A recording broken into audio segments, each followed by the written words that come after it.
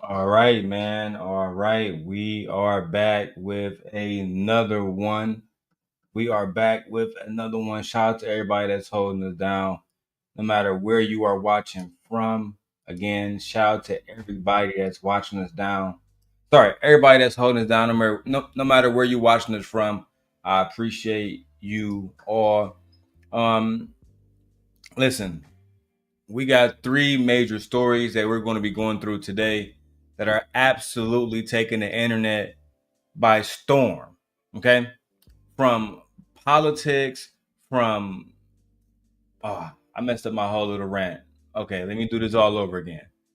All right, welcome back to the channel, guys. It's me, your boy Darrel Long, the host of the show, and we got three major stories today that I'm absolutely excited to talk about because they're breaking the internet. From politics that's making history to relationship drama in the music industry, and even some family tea that has social media in a chokehold. So make sure that you hit the like button, subscribe if you haven't already, and let's dive straight into the show. All right. Now, the first thing I want to talk about is Big Sean and Jhene Aiko. All right. They have reportedly separated after 10 years of being together, of holding each other down, of being in love. They they are calling it quits, allegedly, because I don't know anything about these individuals. Okay. Now, all right, let's really get into the relationship news again that has the R&B world, R&B fans absolutely devastated right now, and that's Jhene Aiko and Big Sean allegedly breaking up. These two are one of music most loved couples, and they never got married, so I can't say that it's gonna be a bad divorce or Big Sean might lose all of his stuff. But after a decade of being together, not getting a ring and then not getting nothing out of it but a baby, I don't know. That's crazy. Now I gotta emphasize that neither Big Sean or Jhene Aiko have officially confirmed this breakup publicly as of November 7th, 2025. But multiple sources have reported on this, and the story is consistent across the board. So let's break down what we know. Now, according to reports from All Hip Hop and other news media outlets, the breakup apparently centers around one major issue, and that's marriage. Marriage. Now, close, sources close to Jhene Aiko and Big Sean, they say that Jhene Aiko wanted to get married. They say Jhene Aiko wanted to get married, and she was ready to get married. She was ready for that commitment. The problem was Big Sean was not allegedly ready to take that final step and to be committed to Jhene Aiko. Allegedly, that's what they're saying. Now, again, the main insider that everybody is talking about is allhiphop.com. Now, one insider told allhiphop.com, let me quote, child. It says Jhene Aiko wanted marriage. She wanted commitment. Big Sean loves her deeply, but he doesn't love her enough to take that final step to actually get married. Now, this only gets deeper, allegedly. Okay, this only gets deeper, allegedly. Jhene Aiko gave Big Sean multiple ultimatums over the years that they dated, 10 years to be exact. She was making it clear that marriage was very important to her, but eventually she realized that the ring just wasn't coming, sis, and she decided it was time to move on and prioritize herself, period. Now, let me give you the timeline of their relationship because this has been a 10-year journey. All right. Now, listen, they first met back in 2012 at a recording studio. They became very close friends before they even started to date. Jhene Aiko even admitted that she went on a date to a Lakers game with Big Sean while she was in another relationship with another man. That's right. In 2014, Jhene Aiko, she was married to a producer that goes by the name of Dot the Genius. And at the same time, Big Sean was dating Glee star Naya Rivera, rest in peace. And eventually, Big Sean would be engaged to Glee star Naya Rivera. And then right after that, Big Sean dated Ariana Grande. Make sure you guys keeping up. Make sure you guys keeping up. All right. So after the whole thing with Ariana Grande, guys, that's when he met Jhene Aiko. And their chemistry was undeniable. In April of 2016, the former duo that would eventually create this album, they made this album in 2016. The album was called 2088. And they dropped this joint album that was both critical to their commercial success and, in my opinion, to their artistry, right? That was one of the few albums we actually see Big Sean be soft on. We see Jhene Aiko be a little bit spicier on, right? I like the album. The album felt intensely personal. And fans, like myself, we could feel the connection between both artists. Now, by September 2020, I think it's 2017. Yeah, by September 2017, Jhene Aiko called Big Sean the love of her life and even got a portrait of him tattooed on her arm. That's some serious devotion right there. That's serious love right there. That's real love right there. Now, we have to admit, they would go on later to briefly split in 2019, and they got back together later on. Then in November of 2022, they welcomed their son Noah Anderson into the world. He just actually turned 3 years old. Oh, sorry. Is it November 8th yet? No. By tomorrow, their son will turn 3 years old on November 8th, 2025. So shout out to Big Sean. Now, here's the thing. Big Sean actually addressed the marriage questions in August of 2024 when he did this interview on the podcast called Out of Context.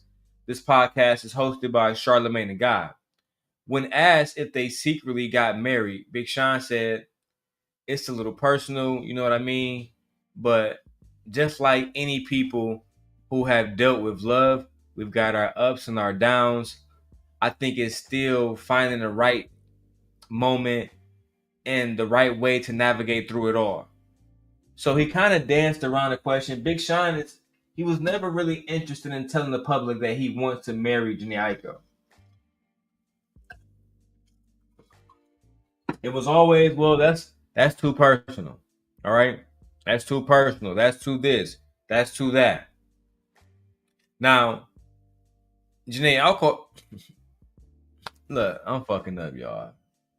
Jhene Aiko also said that marriage represents the best relationship, that people always ask, when are you getting married?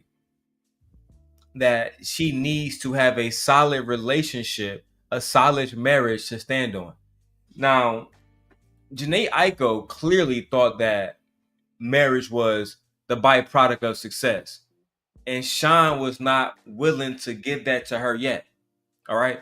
Big Sean allowed her to go 10 years, make a baby, all the rest of this shit.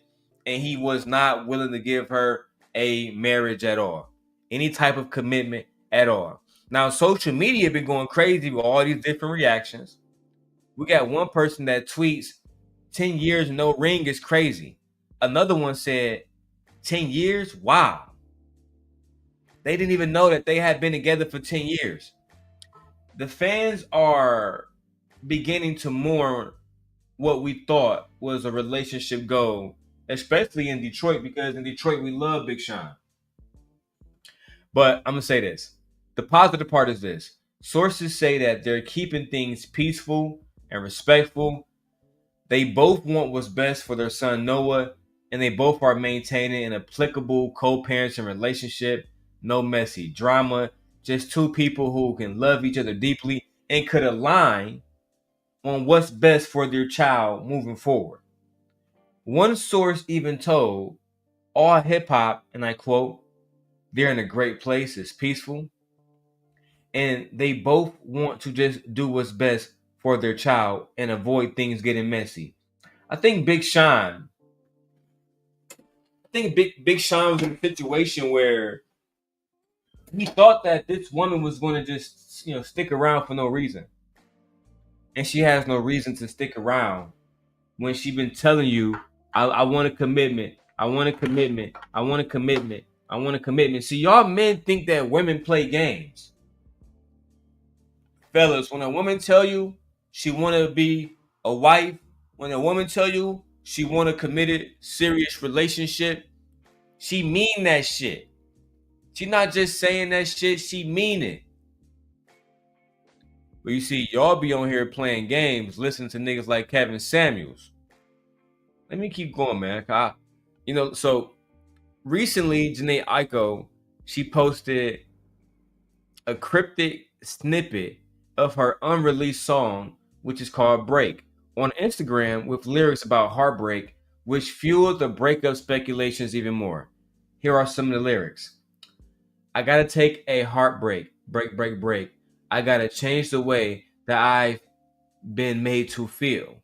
This is an inevitable pain. Child. Now, just to shut down these rumors, there were some blogs claiming that Big Sean already has a new girlfriend, and Big Sean already shut down, some stuff on Instagram earlier saying he don't want people in his life. He don't want people bothering Jhene, bothering him, bothering his new girlfriend. So he's done with the whole situation. So there you have it. After a decade of beautiful music, a child, and what seems like an unbreakable bond, Big Sean and Jhene Aiko are reportedly going to separate. Fuck. After a year, cut. God damn it. Okay, start from the top. So there you have it. After a decade of beautiful music, a child, and what seemed like an unbreakable bond, Big Sean and Jhene Aiko are reportedly going their separate ways. And again, it's sad. And sometimes love evolves beyond romantic partnership. I, the sent God, wish them both healing and the best for their co-parenting journey with their son Noah. And I want to go now to a video. By a young woman who I thoroughly enjoy. Her name is You're Triggered. Her content is amazing. But before I keep going with her content, I want you guys to put a 1 in the chat, no matter what platform you're watching on. Put a 1 in the chat. If you're watching on Twitter, if you're watching on my wife's channel, if you're watching on the Everything Everyday channel, if you're watching on the Daily Rundown, if you're watching on the Darrel channel, let me know where you're watching from. I would definitely love to get more comments in the chat. If you're watching on Instagram, if you're watching on TikTok, say what up to us, man. Say what up to us and subscribe to us on all platforms. I'm going to go live as often as possible. Nate says, I don't blame Jhene. I mean, if I was Jhene, I would leave too if I feel like I wasn't in a place where I'm happy every single day. I'm not being taken care of. Then yeah, why would she stay in a situation where she's not happy? Why? Why would she stay in a situation where she's not happy? That makes no sense.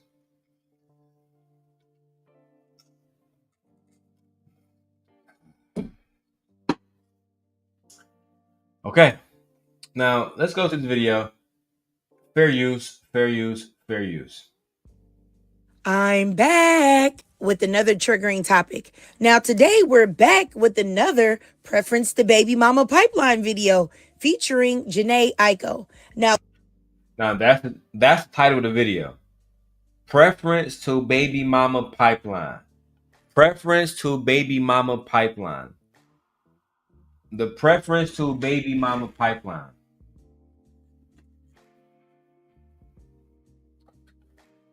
Hey. I could stand up and talk. Yeah, I got it like that. But I'm not even gonna do y'all like that. I can walk anywhere in this room and talk. All right.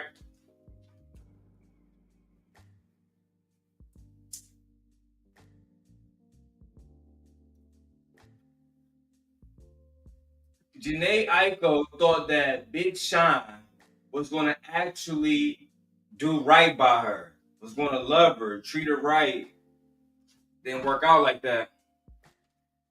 She thought that she had somebody that genuinely was going to do right by her, was genuinely going to love her. But she found out, just like a lot of these preferences, you're going to get the same black man. You're going to get the same black man. You thought you had a rich, good black man? No. He don't care about you. Stupid.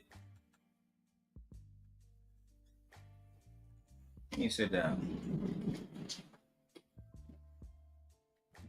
Let me sit down. Let me sit down. Let's watch this video, man. Let's keep going. Last year, I did a video about Big Sean and Jhene Aiko called Men Who Are Energy Vampires and Serial Time Wasters.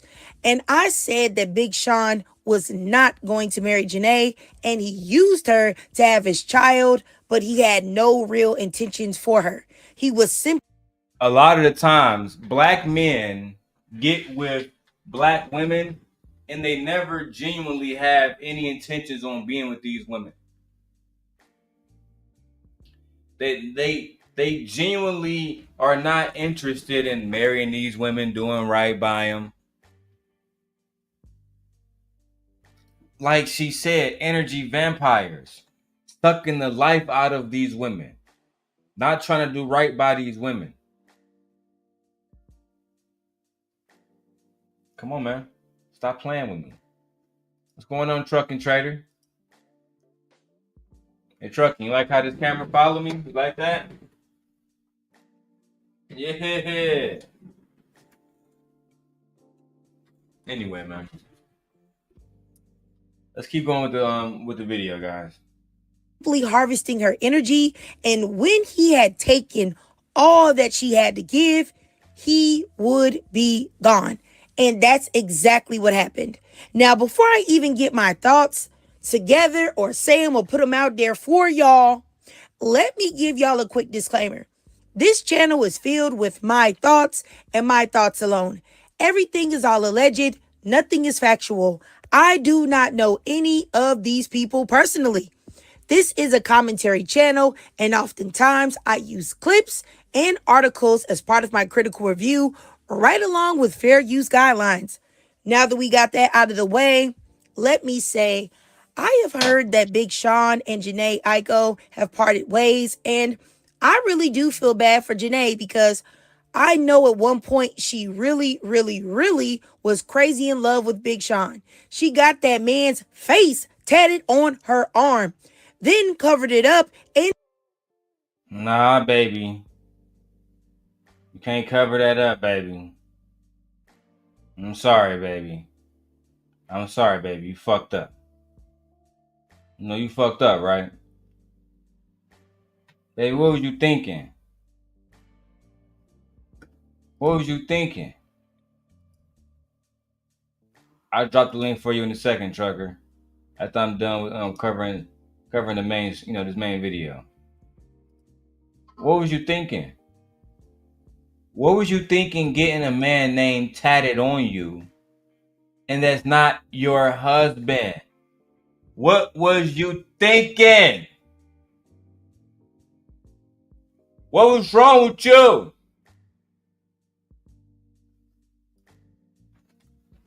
You see, black men who do not wish to ever make a woman a wife, these degenerate bandits, they take advantage of stupid women, naive women who think, right? Let me make sure I hear me.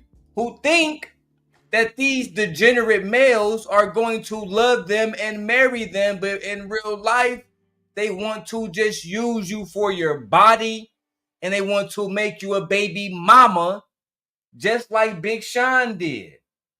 And here, her ass up here getting tattoos of this man's face.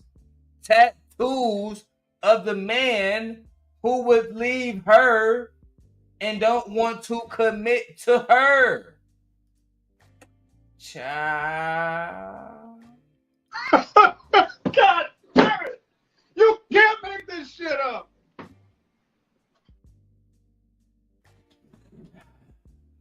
Let me walk away for a second, guys.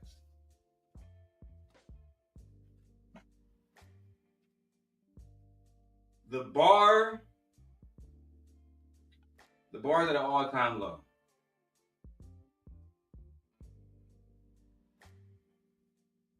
The bar is at an all-time low. It's clear as day. It's clear as day that Jhene Aiko have no self-esteem. She don't love herself. She don't care about herself. She's not interested in actually doing right by herself and making sure that her daughter sees the best version of her mother. Nope. Like my wife said, these preferences are the fastest growing new baby mama group. And that's a fact.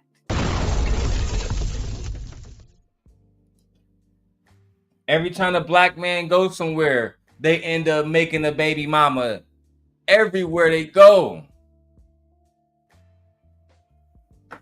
Everywhere they go.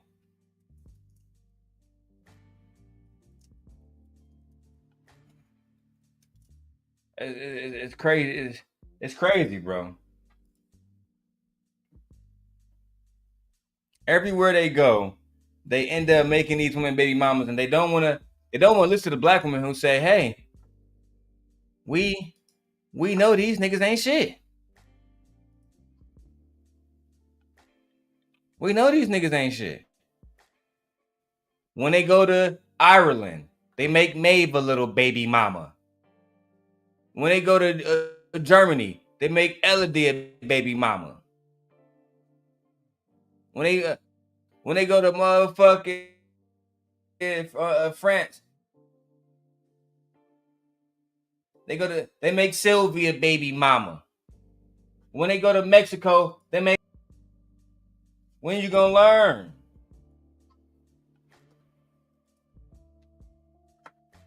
We was trying to help you out.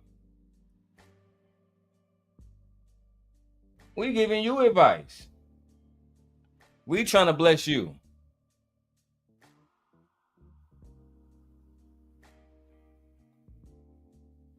You know what? Let me keep going, man. Shit's getting wicked out here.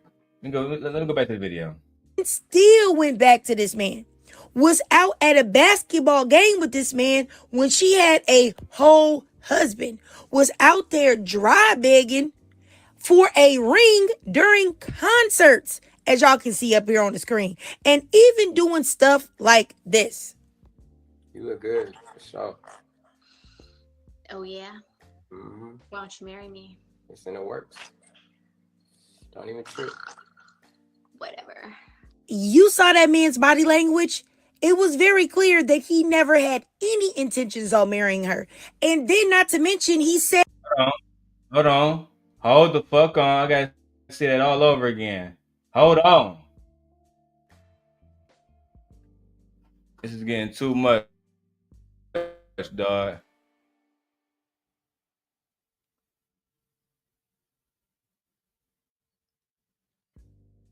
All right, there we go. Too much shit open on this fucking computer. All right, let me listen to this clip again.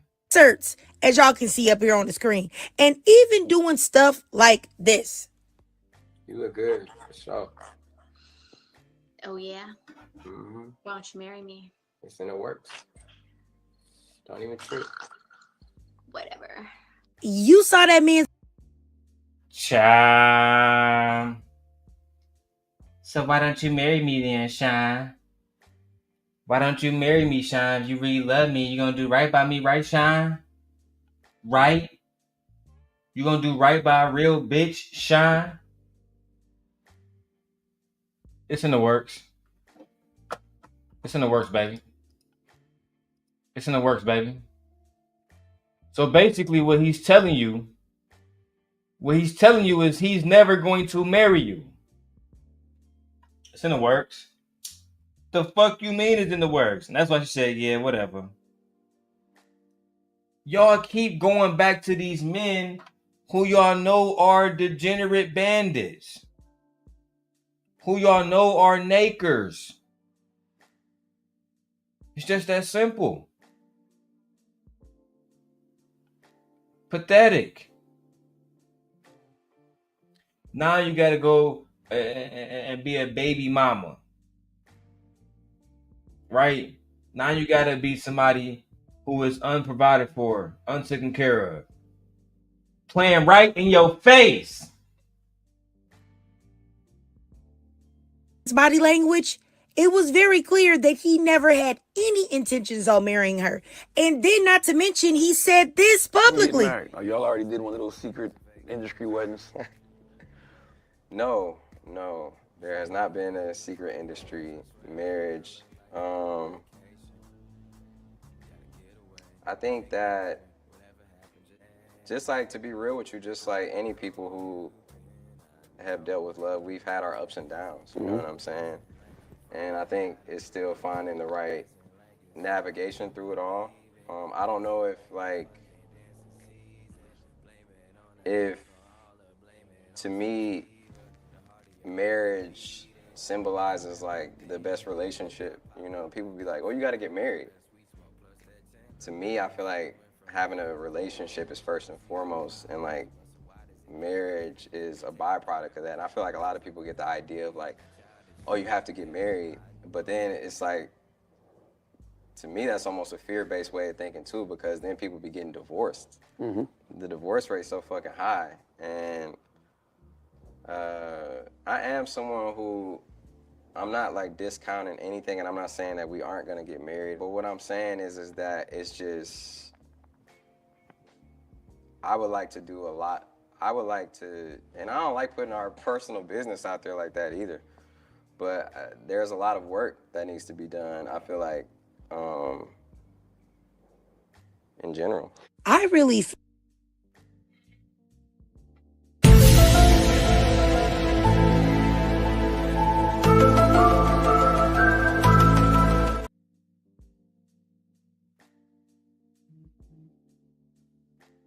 The fuck was you just talking about? What the fuck were you just talking about? You don't care about marriage. You're not prioritizing marriage. That's not a thing for you.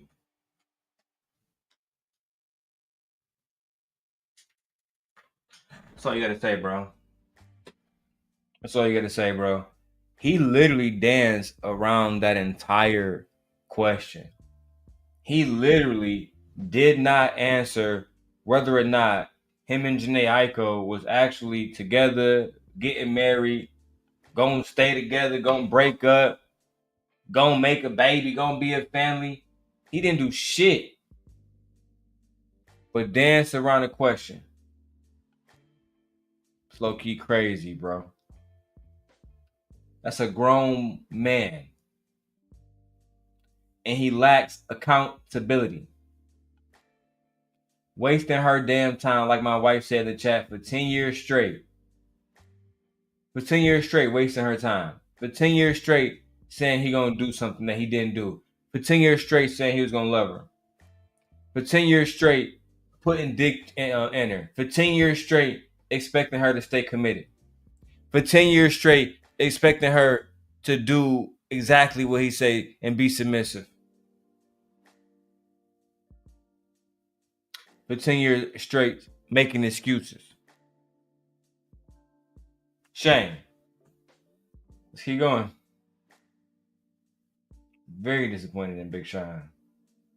Feel like there were so many clear, in your face signs that this man had zero good intentions for Jhene. Honestly, his blank expression and lack of emotion when discussing her and also discussing something that he knows that she desperately wants, it's really sad and off-putting to see. And honestly, I can't fathom how any woman could see his behavior and be like, yeah, I'm going to go ahead and entertain him. Yeah, okay. This man is a world class manipulator and Warlockian energy vampire that will leave you a drained, soulless husk when he is. I think a lot of women are suffering when it comes to dealing with men who are energy vampires. Like, no bullshit. It's a major, major, major thing. And I think the real thing is this. A lot of the men, they don't understand that when you lie to a woman, when you consistently be inconsistent, when you say you're going to do something but not do it, eventually the woman going to lose faith in you. She going to not respect you. She going to look at you like you're a little boy. You're not a grown man. You don't know how to make grown man decisions. You acting like a child. In the Bible, it says, when I was a child, I thought as a child, but when I became a man, I cast childish things aside. So at what point will we see black men cast childish things aside collectively? That's the question, man. That's the question. Look, I'm over here cooking right now, bro.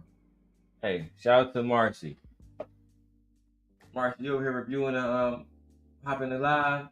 Let's do it, Marcy. Fuck it.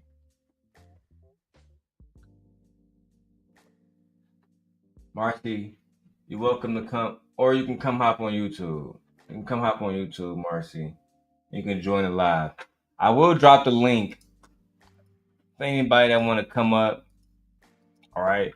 If you're not on camera, you won't be seen on the live, but you will be heard. If you're not on camera, you will not be seen, but you will be heard. All right. Make sure you guys go subscribe to the Daily Rundown, the Darrel Long Simp God Setting the Record Straight. The Everything Everyday podcast is also back with Darrel Long and my wife channel, the Jhene Aiko channel. My wife says, I don't understand the fear about commitment, investment to a woman. What is the fear? I will if some brothers want to come up and talk about why some men fear investing into women, I will allow that conversation to happen as long as it's respectful. The StreamYard link is now in the chat. Let's continue with the video. Done with you. He is in the same category as a Cam Newton. You see what's going on over there. Also, I really feel like any woman who wants to get married should know if a man hasn't even mentioned marrying you or trying to marry you by the end of year one. Yes, I said year one. He probably never will, or he is waiting for something better. I actually agree. Me and my wife got married year one.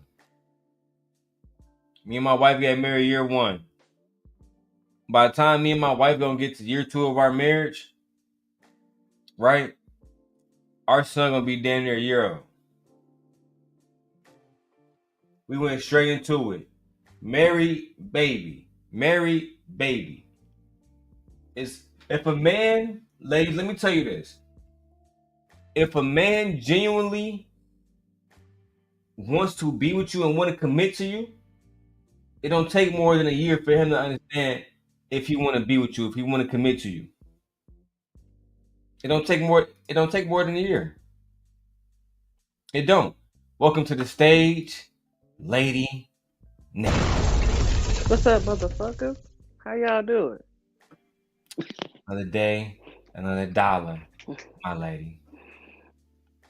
So what y'all got going on? Are you sitting here doing the Jhene Aiko and Big Sean old stupid ass review? Yeah, you know, Jhene Aiko and Big Sean, they broke up and they had a situation recently. Well, they allegedly broke up. They had a situation where um, people was talking about it. You know, people was breaking down different clips and saying that she should have saw this coming.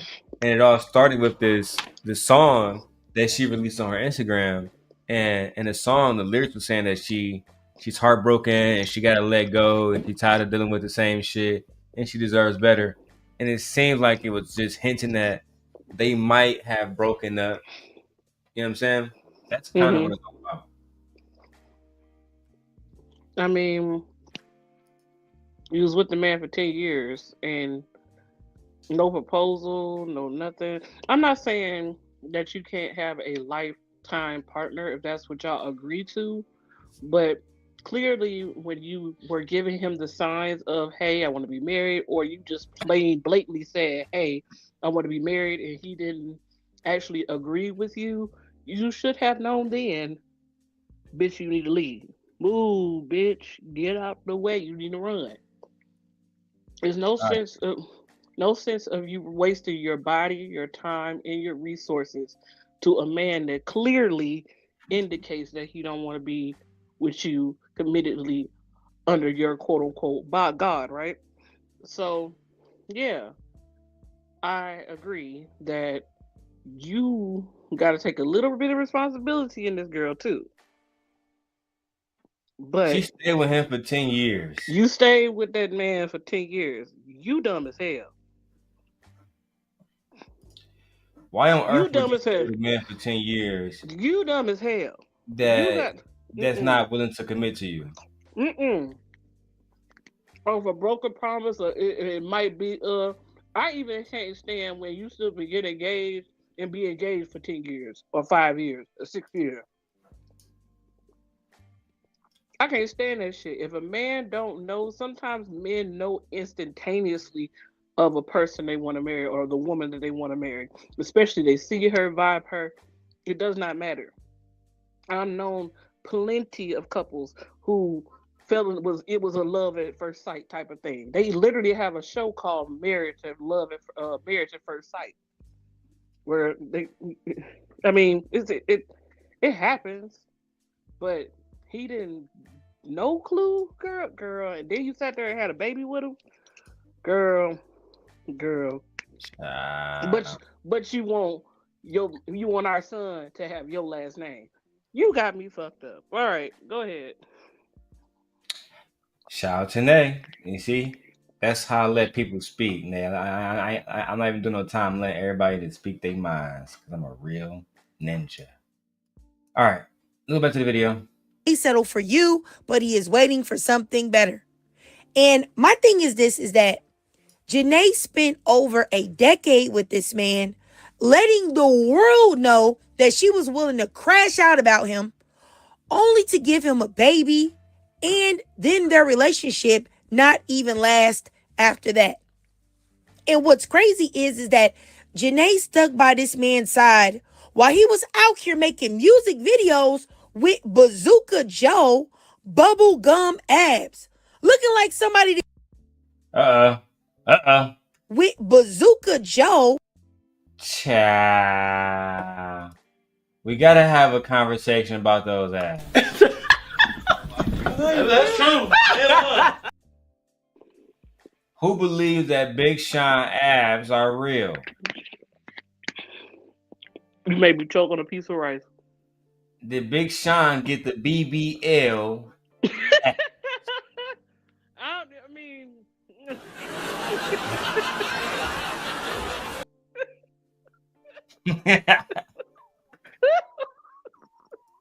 What happened? you got the Did Big BBL. Sean get the BBL or not? And that's all we want to know.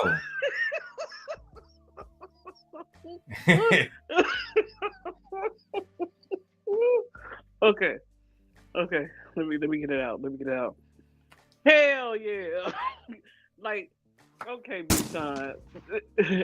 We know you got to be a scrawny ass nigga because we ain't seen you with just a white beater on. Child. So I mean, unless you ate a whole lot of protein, yeah, nigga. Nah, it's Unless over. It's over. That nigga ain't no protein.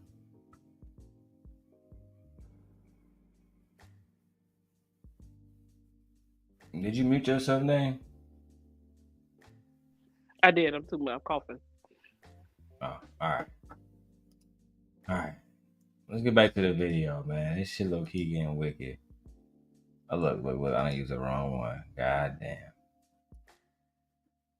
Let me switch these around. All right, let's get back to the video. Bubble gum abs. Looking like somebody done chewed up some ground beef and just stuck it on his stomach. Just chewed it, chomped it up and stuck it on this man's guts. Oh my goodness. I ain't gonna lie, bro. This shit look bad.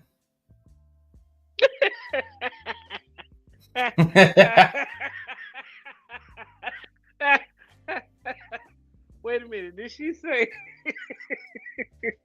somebody took some ground chuck, chewed it up? I just threw it on his fucking gut. It do look like that. It look like he got a pregnant belly underneath. Like, dude, Big Sean, we know goddamn well these abs look fake. Dude, we know what a sculpted nigga look like now, and that ain't sculpted. You know goddamn well you was not gonna get away with these fake ass abs. That's why I wish I had that sound bite. What is wrong with you niggas? Cause what's wrong with you, bro? Only a goofy would fuck around there and think that he about to get away with this shit. Only a goofy.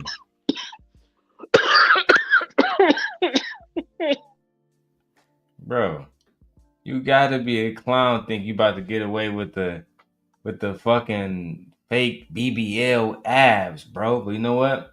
Shout out to Big Sean. Just chewed it, chomped it up and stuck it on this man's guts.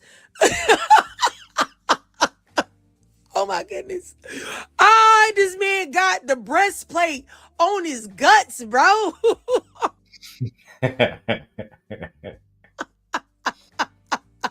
This man got on human colored armor. That nigga got a breastplate on his shit. Bro, when I ain't gonna lie, when I saw Big Sean with the fake abs, I was stupid.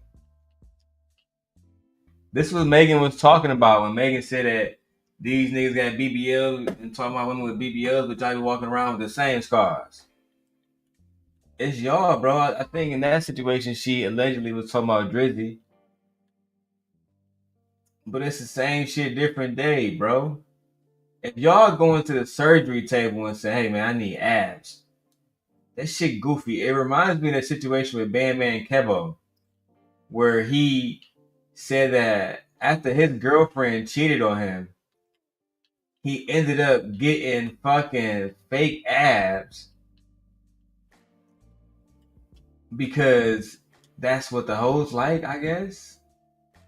I don't know, bro. Y'all dudes insecure, very insecure. If this is how y'all getting down, let's go. Yeah, my wife says now she's a 2-time baby mama. You know what's crazy, babe? Both of them are black men because she got a baby with Orion too, right? That's Omarion's brother. Child, you can't make this shit up. And there's always the pretty ones that do this stupid shit. Armor. Oh, he got human ab armor, boy. Oh my goodness. Oh, he got the nerve to be stringing somebody along with that doggone ham sandwich. He got stuck on his. Oh my goodness! Stop playing with me, boy. You got a doggone. You got a doggone McChicken on your sandwich. I said he got a McChicken on his sandwich. He got a McChicken. She's so blow. She don't even know what she's saying. At the end of the day, bro, Big Sean, I just feel bad for you because why are you in a situation that you don't have to be in? You don't have to be in a situation where people are making fun of you because you got the fake abs. You could have told Jhene Aiko from the beginning, I don't want to commit to you. I'm a degenerate. I'm only here because I low-key just want some R&B coochie. I'm not really here for love. I'm from Detroit. Let me tell you right now, ask somebody from Detroit, if a man don't commit to you immediately and you dating somebody from Detroit, he don't want you. If he don't commit to you immediately, he don't want you. Let me keep going, man. I got a lot of shit to do. Chicken on his stomach. Stop playing. He got me stuttering. I can't even get it straight. Da-da-da-da. All right. I'm going too far. I'm sorry. Look, I'm going off. I'm doing too much as usual. I'm sorry. I'm sorry. My bad. All right. Let me chill because I'm about to say something serious next. So let me just say that really honestly, something about Big Sean to me, the way he speaks, it always gave performative and disingenuous to me. I can't speak for nobody else, but he's always gave performative to me. And I don't know if y'all remember, but I still haven't forgotten about the allegations that he had in 2011. It's still up on TMZ. You see it. I ain't even gonna say nothing. I just put the article up here. Man, that's some dark shit right there. Rapper Big Sean, major charges drop in underage SA case. Child.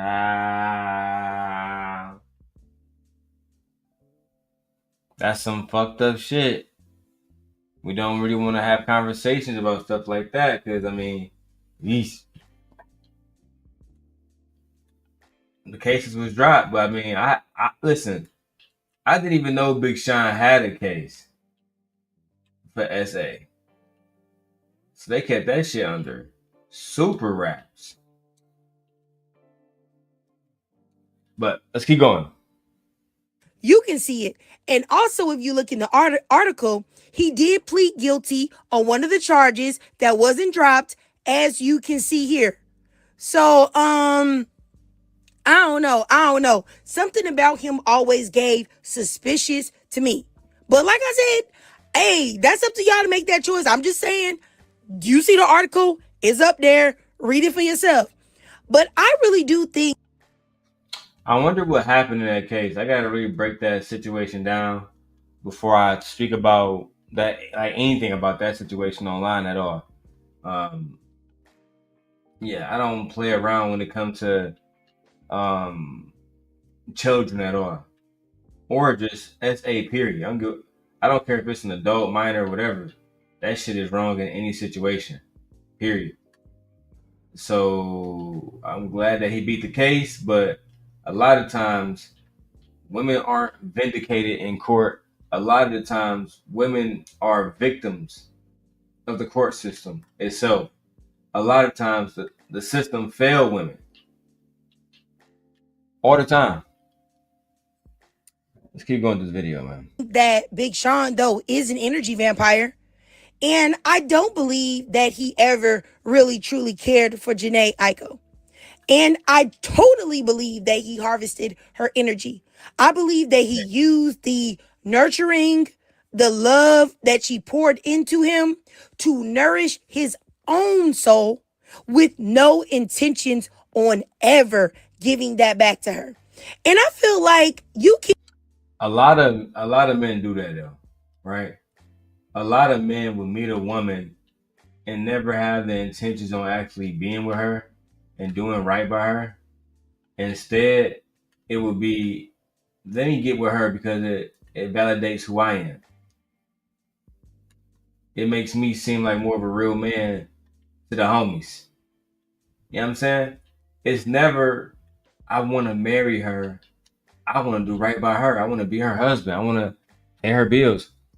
It's always actually, well, I'm gonna fuck this nigga bitch. I'm about to do this. I'm about to do that. To me, that's crazy, man. To me, that's crazy. Or maybe I just outgrown that type of bullshit. Maybe I've outgrown the need to boost my own ego and use women to do it. I don't know. I gotta really think about this. I gotta think about why somebody would be with somebody for 10 years and not want to commit with them. Why you would have a child with them, do almost everything except commit to them. Very interesting.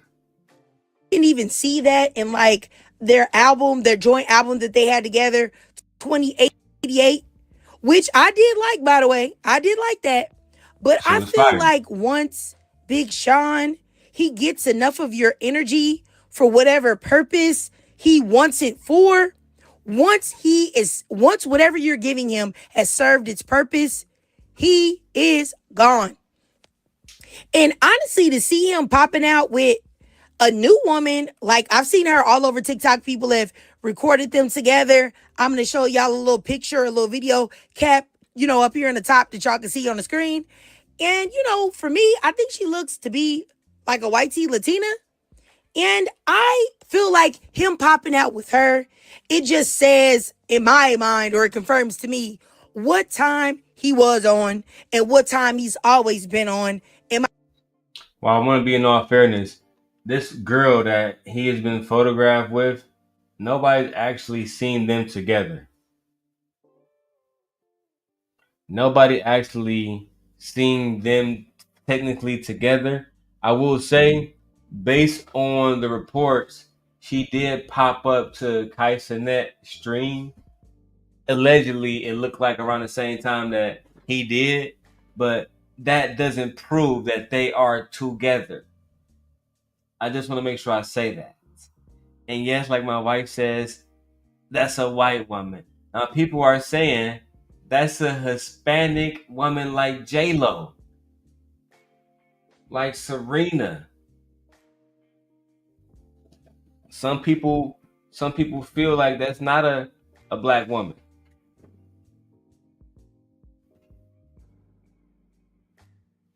Sorry, my bad, a white woman. I'm bloated as hell. I gotta stop smoking. Let's go. My opinion. It's just like to pop out with a woman like this after being with Jhene, while also, let's not forget that Big Sean said that black women are the closest thing to God and they birthed the entire universe. But surprise, surprise, he doesn't date them, nor does he procreate with them. That's very performative. That's performative as it gets, right? And I mean, where to lie at? I feel like when Big Sean even said All right, that, hold on, Nate. Break it down. Hold on, Nate. I mean, where to lie at? Because I was trying to figure out if he's being caught with this white woman, because clearly it's a white woman. When have you ever seen him date a black woman? So he went to Cass Tech, where he had black girlfriends in high school. What they got to do with seeing him as a star with a black woman? Nothing. Thank you.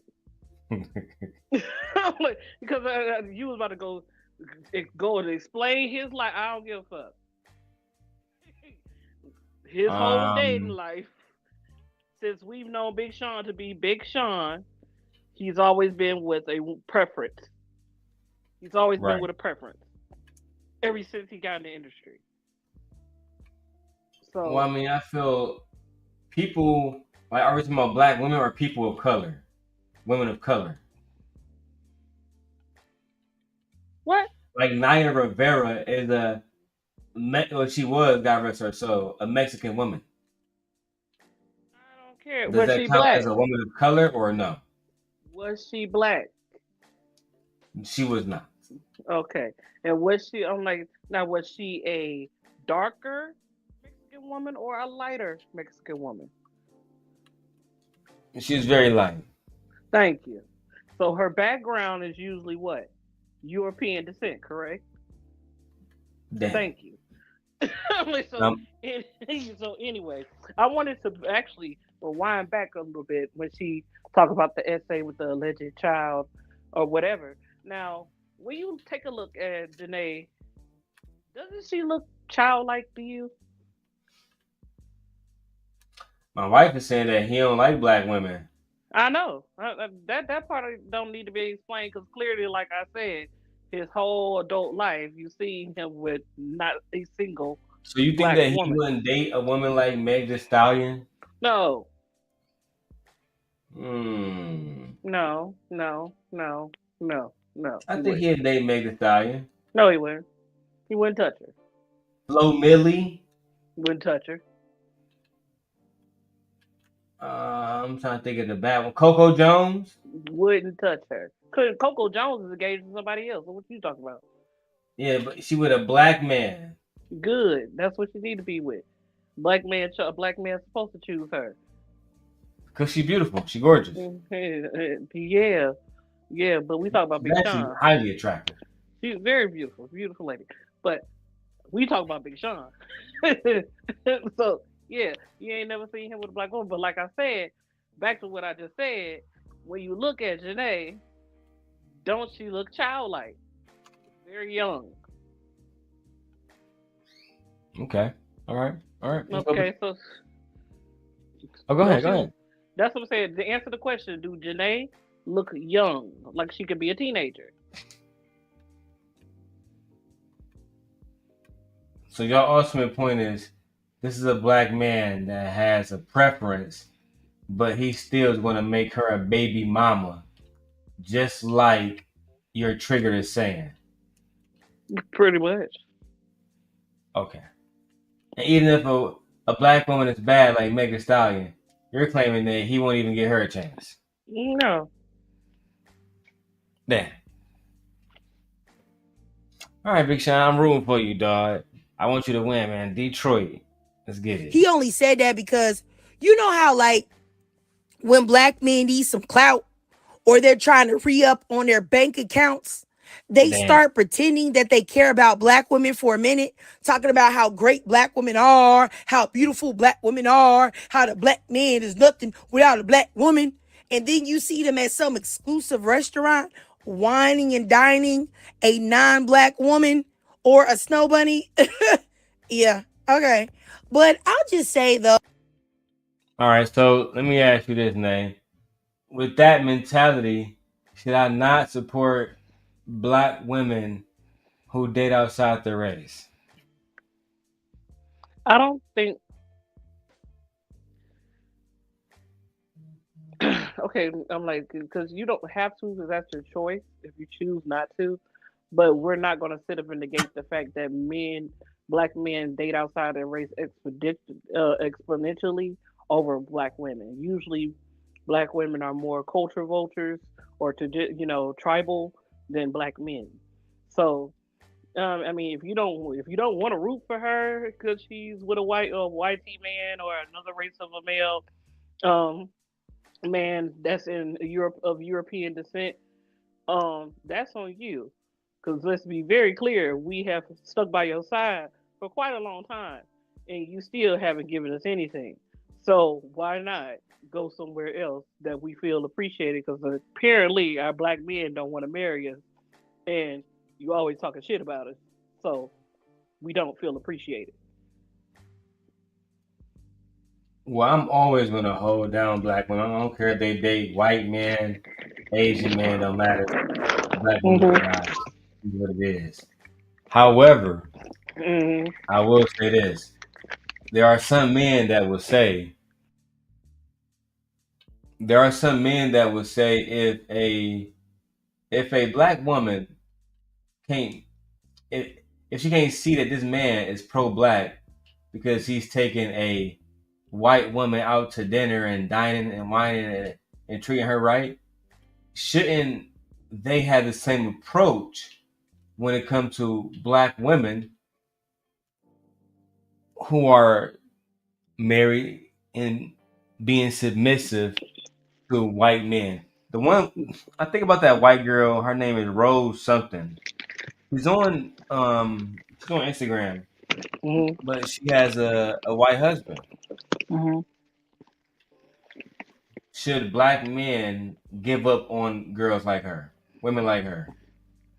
I mean, like I said, if that is your choice, if you want to. I think it's goofy. I think Mm, that I want to the finish. men who are so caught up, or not just the men, the people, but Mm, specifically the men who are caught up in what women are doing with their vaginas, I think it's weird. I think you niggas need to let it go. If a woman wants to date a white man, Asian man, whatever, whoever treats her best, if we are, if the we're trying to leaders. protect women and we want what's best for these women, I think it'd be within their best interest to actually just be with the man that does, that does them, that treat them the best. Mm-hmm.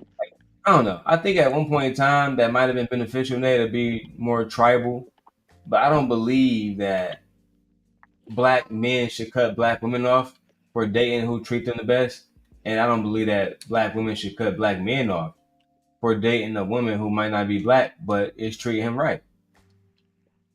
I feel like it has to be on both sides. Mm. I mean, I understand your aspect of that, but Of course. I'm like, it still doesn't negate the tribalism that black women have had for being in proximity of black men. Um, we already know that black men that date out, yeah, she may treat you right, but usually when a black male gets with another race, they usually start to negate or degrade black women. They try to Okay. pedestalize the women that they're with and make it seem like black women don't also create those women. So, um, yeah, to perpetuate that women who do decide, especially black women who do decide to date outside their race, is few far in between the mindset of how the black woman thinks when she's with a white male. She still does not negate or degrade. It's very few. I'm not going to say that there aren't some out there that do, like a Candace Owens, and furthermore, but not at a higher rate than you see, black males with white women who still are saying derogatory things about black women and pedestalizing their women. It's very, very different. But I'm like you. Whoever you fall in love with is who you fall in love with. But we do know the history behind why you date outside your race and why women are now deciding to date outside their race. Okay. Well, I don't know. I gotta agree and disagree. Like, there's some valid points to be made there. I think that most of the time, the main difference between black women dating outside their race and black men dating outside their race is how y'all talk about it. I feel like black women don't really shame, you know, black men and say, "Hey, I'm with a white man because all black men are trash." I feel like in most cases, not all, in most cases, that's how black men talk about it, and now it's received in a very, very, very, very negative way. A very, very, very negative way. I don't know. At the same time, most black men who are getting married are marrying black women. So there's so many different conversations to be had, and this conversation is crazy. That's true. I agree with you. Oh, all right. Let's continue.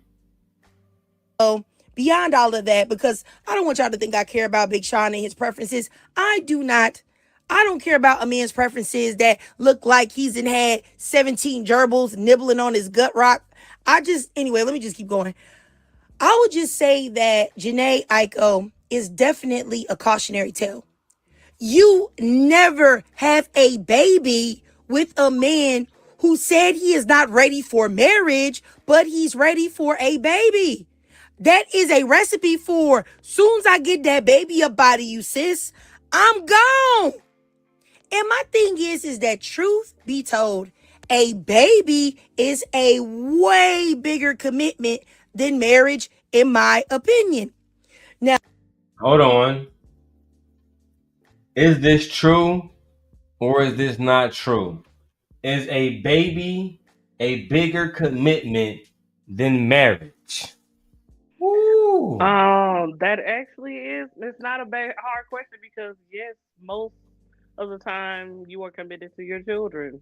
Yeah, like you pretty much, especially if you love your kids and you've nurtured your kids throughout their life, you're giving them wisdom. You're still helping them out when you need to.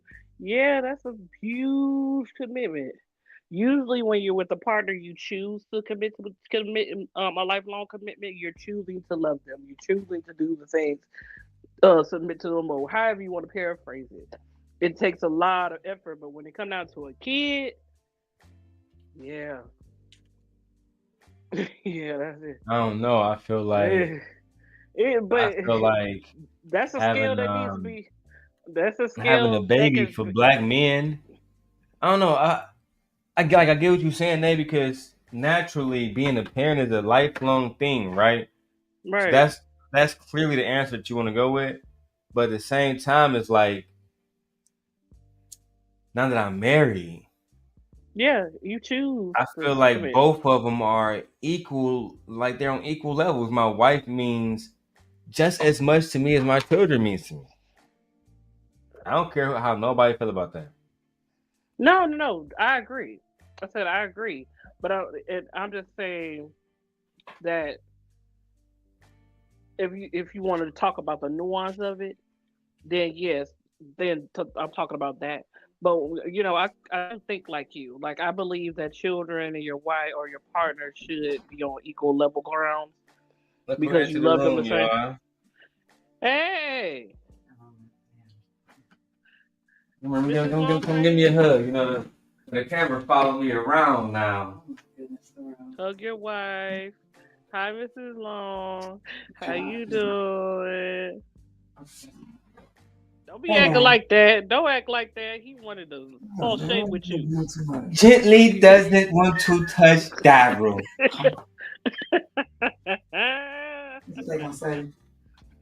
Gently only gave Darrel A cool half cheek to make a baby. That is the real marriage.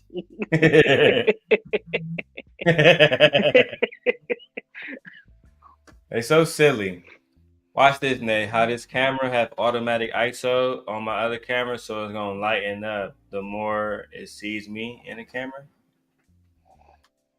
But the one thing I don't like about my Sony ZV-1F is it only streams in 720p. Major fucking.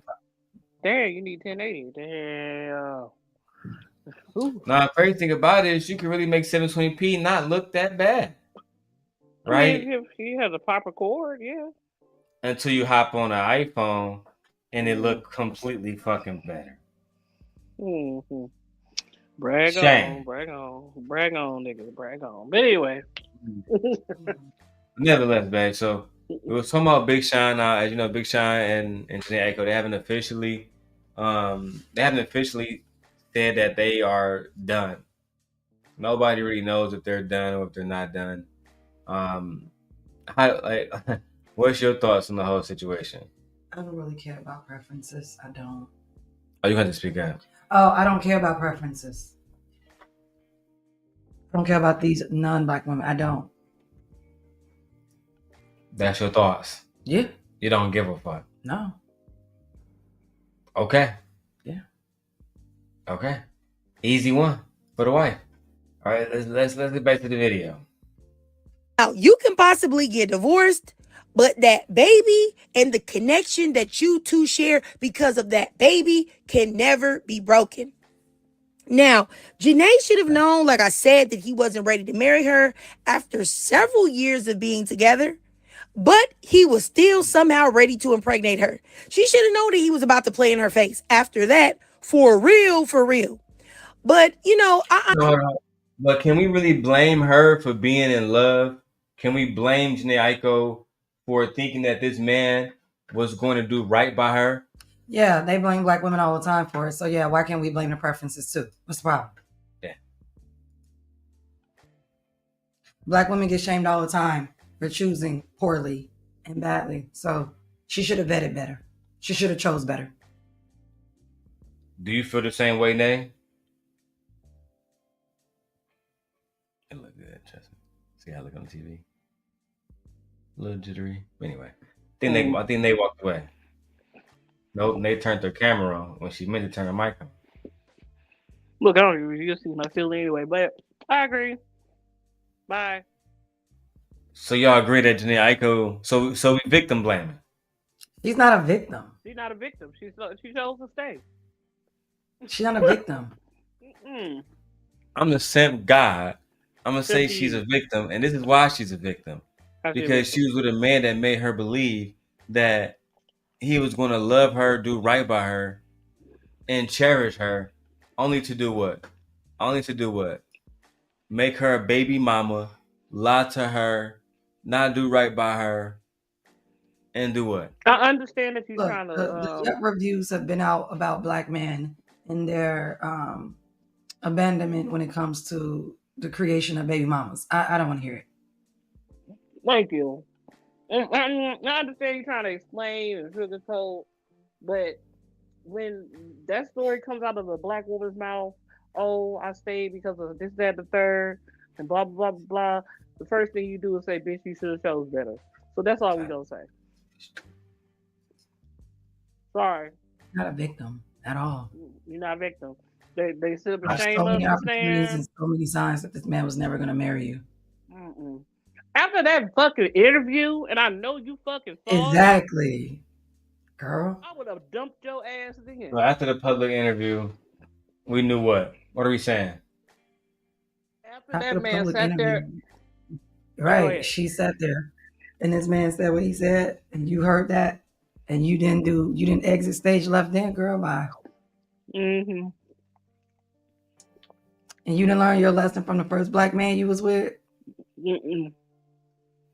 All right. Let the camera still. Tanasia. Is that your friend Tanasia? Yeah. That's why that shit was all fucking He said what he said. Like, exactly. He said what he said. Period. And what did he say? He wasn't gonna marry her. He simply said a whole bunch of nothing. To say, I'm not gonna marry her. I'm not gonna marry her. A whole bunch of nothing. We need to go down. In marriage, you go through ups and downs, nigga. What are you talking about? Like, to answer the fucking question. Instead of just saying, no, I don't plan on marrying her, you gonna sit and walk around, skate, belly wop, belly flop, and flip all over that goddamn question. God damn. Like, okay. All right. I don't know. I don't feel bad. I still feel like I don't feel bad. I feel like y'all being a little bit too judgmental. Child. I feel like at the end of the day, child. Why you always want to give these preferences so much grace? If she was a black woman, but she's not. She's not. But she's not. But she's not. If she was a black woman, but she's not. I would give her the same credit. But she's not. If was a fifth, we'd all be drunk right now. Like I said, if she was a black woman, y'all be saying that she should have chose better. Period. How you feel? Yeah. If this is a black woman sitting around for 10 years, all these signs, the males would be like, she should have chose better. She should have known that he wasn't going to marry her. Not me. She sat around. Like, no. Not me. Oh, we don't care not about Brownsville. Not me. Not Brownsville. Oh, do y'all represent the group and collective of men? No, y'all do not. No, we do not. Mm-hmm. We're just saying.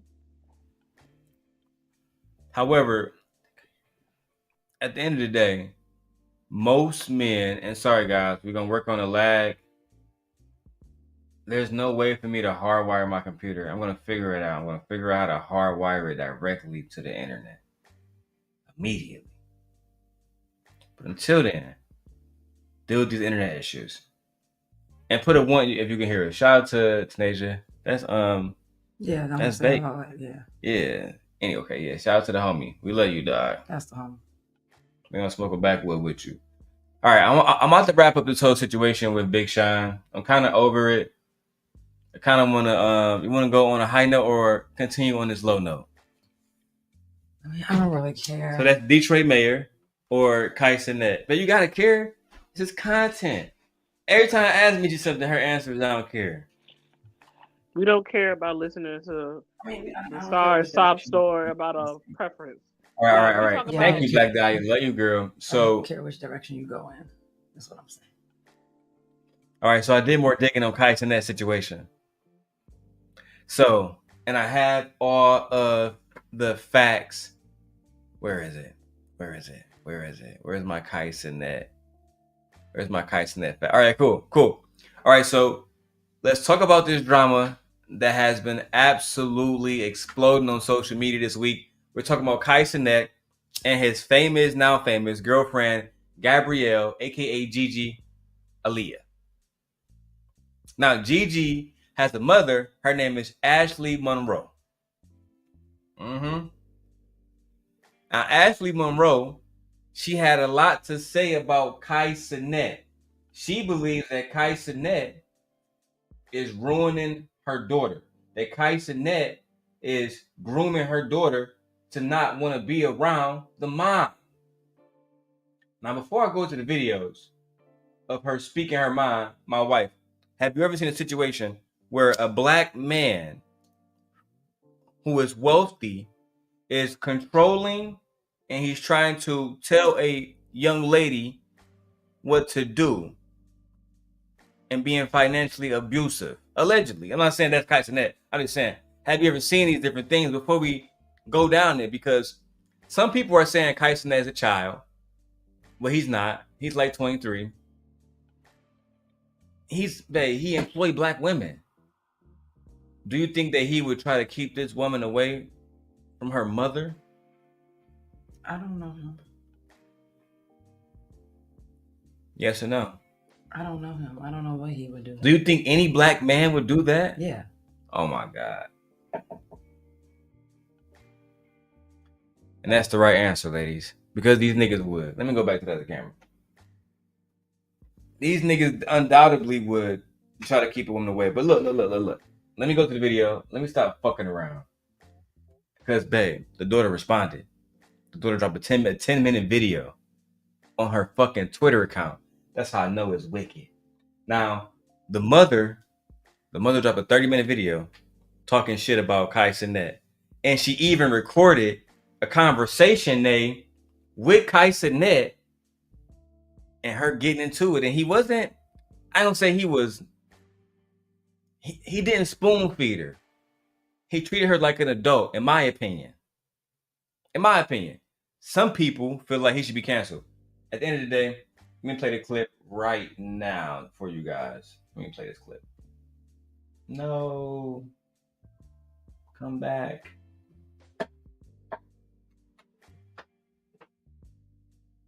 Anyway, Jesus Christ. Let me go to the clip. And while I go to the clip, look at my beautiful wife.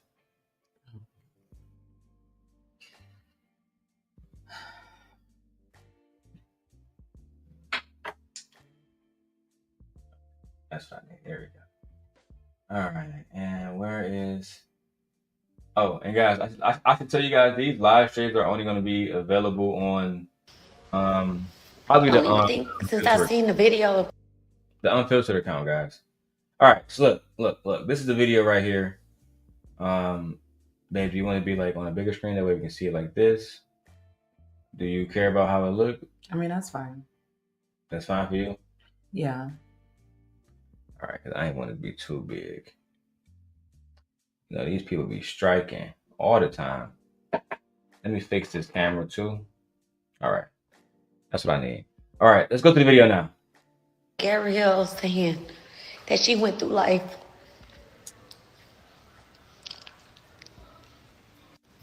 I'm sorry, but I gotta be honest.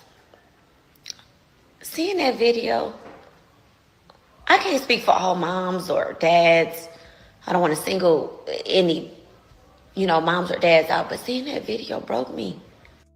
Before we keep going, what do you see? What do you see? I want to put it on the big screen for a second. What do you see, Michi? What kind of woman is this? This is a biracial woman. It's a preference. Again. They saying she's a black woman online. They saying her daughter is black. This is not a black woman. I see a BBL model. Okay. This is not a black woman. Okay.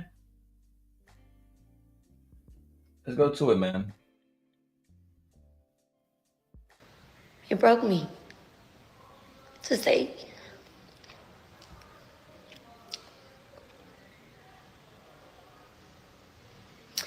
that you went through life alone, feeling alone, that you didn't feel loved is crazy. Like, I've been a stay-at-home mom for 15 years, y'all. 15. That was so I could be there, and I was there. I haven't missed anything in that kid's life. Nothing. I can't think of nothing I've missed. I haven't slept barely in 2 days. I have been replaying my life over and over. The more I replay my life, the more proud of myself I am, actually. Like, to say you went through life alone and unloved.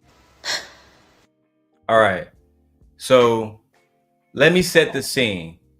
Remember when KaiCanet finished the Marathon 3 on September the 30th, 2025? Now, my wife, she don't watch KaiCanet. So that's a rhetorical question. I'm actually talking to the audience. I'm talking to the audience right now. My wife don't watch KaiCanet. KaiCanet broke all type of records on Twitch, where he reached over 1 million subscribers. That was a record moment for him. And well after that, he went on vacation with his girlfriend named Gigi. He took her to Switzerland, and that video has now hit over 1 million views on both of their channels. They were out there living their best life. All right. Sorry, guys. My wife don't smoke on camera. She don't want to smoke on camera. Now, fast forward to early November 2025. That's where things took a turn. And here's what happened. Gigi posted a video. Some sources are saying that it was posted to YouTube, but I found it on Twitter, where she opened up about her childhood. She basically said that even though she grew up in a financially stable household and she was a very spoiled kid and she had everything she needed, she felt like there was something missing. She said that, and I quote, "I was lacking growing up true love in her household. I just wanted somebody that I could open up to." Now, the video went viral, and Gigi's mother, Ashley Monroe, who we see here. Yeah. So she wasn't having it at all. Now, on November 2025, Ashley, who we see here, she posted this emotional Instagram video where she literally went into tears defending herself as a mother. That's what we see now. I'm gonna press play, that you guys see more of it. I don't ever want to compare my life to my child's life, because I didn't choose my life as a child, but I chose definitely to the best of my ability what hers could look like.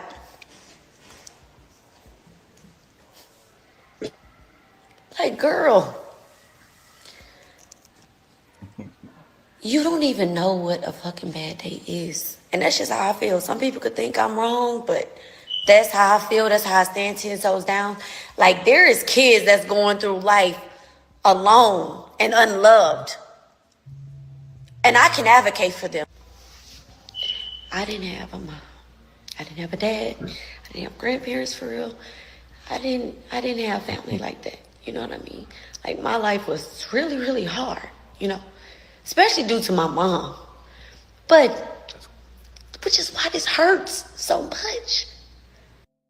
Do you think that she has a right to come on here and defend herself But so let me give you my take, because I watched this whole video. I think she had a right to defend herself. I don't think she had a right to record her conversation with KaiCanet. We haven't got to that part yet, but I don't feel like she had a right to record any conversations with anybody and post it publicly.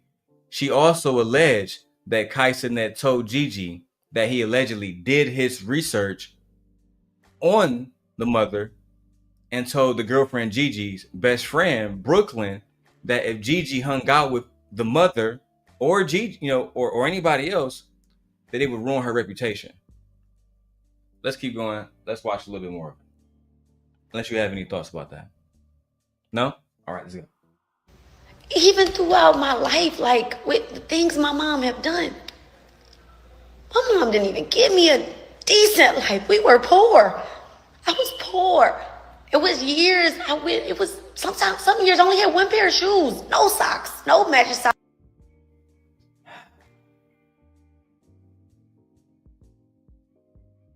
Stop the cap. Stop the cap right now. Stop the cap. No bullshit, bro. Really him.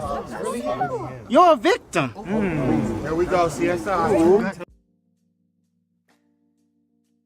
Now you want us to believe. Now you want us to believe that you grew up like us. That's what I'm saying. It's just so like, that's why I'm not really saying anything. Look, For me, this is foolish. She about to blow my high. I'm so sick of people trying to relate or have Black people relate to them or feel like they're part of us by thinking of struggle and poverty and we grew like what? They just see Black I don't relate to that. Everybody I knew up had shoes, socks. I don't know what you're talking about. But like I said, they just relate. They relate. They say black. You see Black and they think struggle. Everything was struggle, poverty. Like they think less than. They think like we didn't have anything. Like we didn't have shit. We didn't have no type of lives, and we were just piss poor. Was sitting there walking all over our feces and shit. Like what, girl? I grew up in a 2-parent household. I don't look. I grew up in a 2-parent household, Nate. My parents are married. My parents what's interesting about that, Nate, is me and my wife saw a video recently of a white man. I was looking through all the videos of Jasmine Crockett. I told my wife about it. I was watching all her videos earlier just because I got a video that I'm trying to work on about her.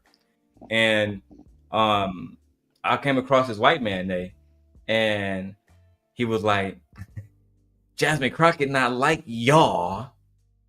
She not one of y'all. She didn't grow up in the hood. Right, we're looking like.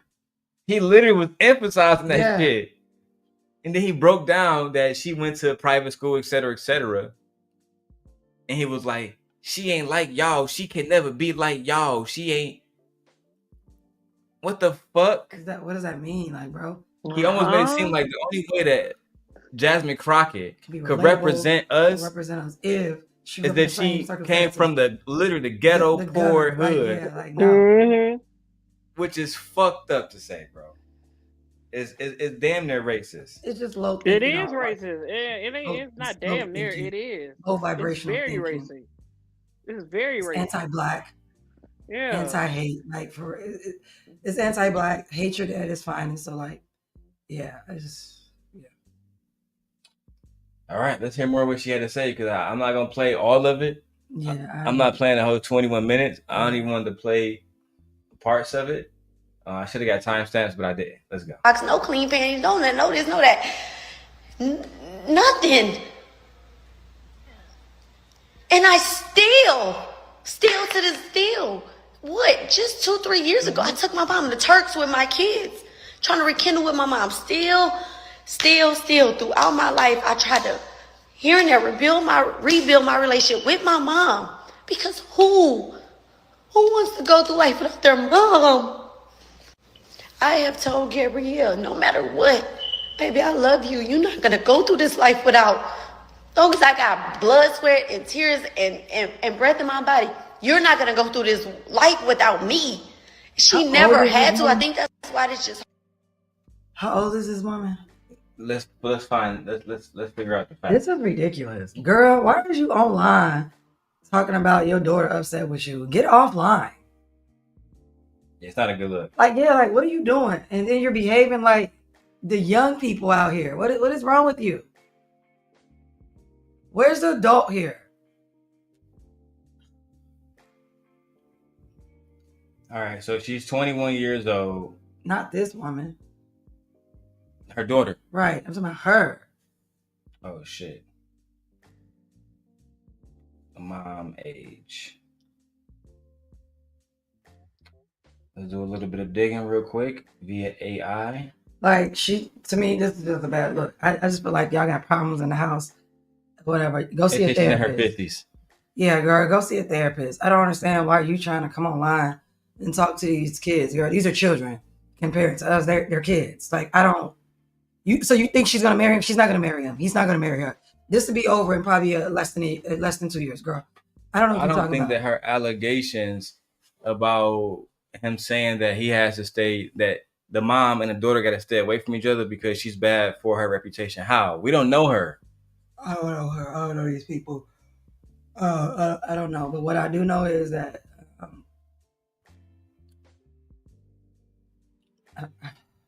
so let me say this.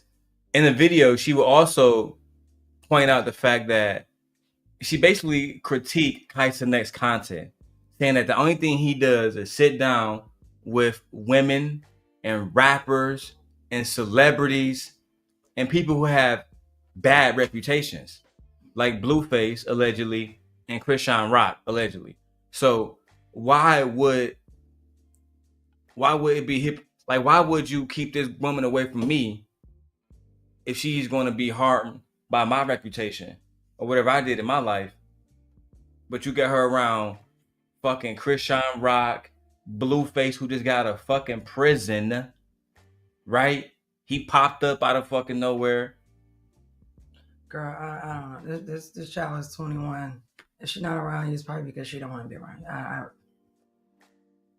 That's the way I look at it. I mean, she is an adult now. If she was underage, I'd be on her side automatically. But because this girl is a grown woman, I had to. She's a young lady, but yeah, a young adult.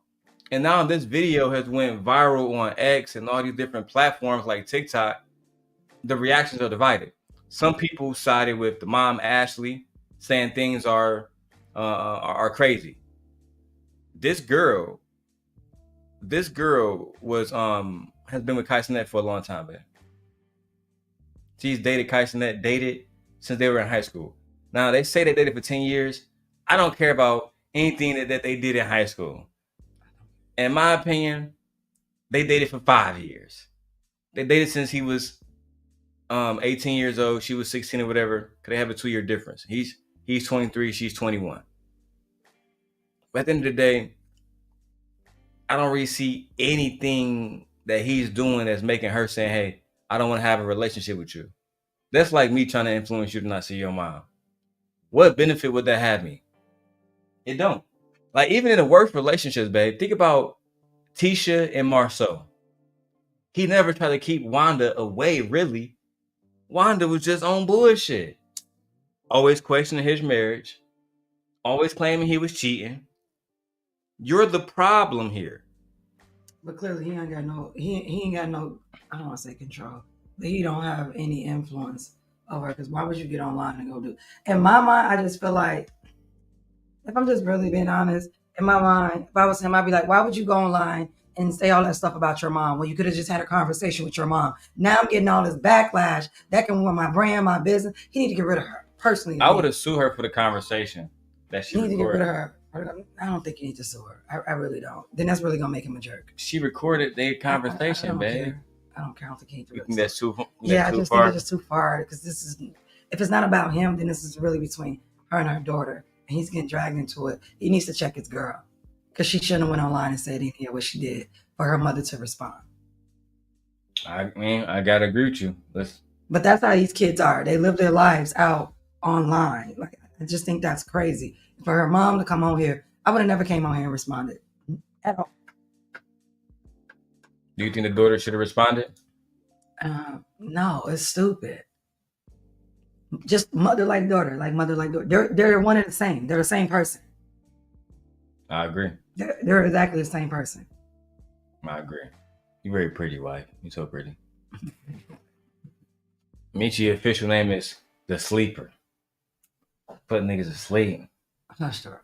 All right. Anyway, let's get it. So much. And don't get me wrong. Like, Gabriel's dad was never around, y'all. Never. Gabriel's dad come from a decent family. Gabriel. So he come from a decent family. Now we learning more, but his dad was never around. Her dad. Exactly. Gabriel's dad was never around. Thank you, babe, for that correction. I don't know. I feel like people are saying she's black because her father wasn't around. She's claiming that she had a rough upbringing. But I want to see what this man looked like because she's that complexion. And her daughter is her complexion, which made me think the father is their complexion as well. Most likely. These are biracial people. These are biracial people. I don't know why people try to call them black. I'm just tired of black people not knowing what monoracial black people look like. Yeah. Oh my God. That's crazy. Like, that's crazy. I have 2 black parents. I'm monoracial black. Are y'all serious looking at this woman? Saying she a black woman. Yeah. Saying she a black woman, which is crazy because you would think that they'd think that, oh no, there's no way that this is a black woman. I just don't understand. Why can't people just be mixed or multiracial? Like, what's wrong with being mixed and multi? Nothing's wrong with that. No, it's not. Like, I just don't understand. Like, I'm gonna need y'all to stop with this one drop rule. It's actually it's funny, man, because everybody is black now. Nobody actually wants to be black, but everybody is black now. Everybody love black culture, but hate black people. That's crazy to me. Hey, let's keep going, baby. Gabriel is her dad's only child.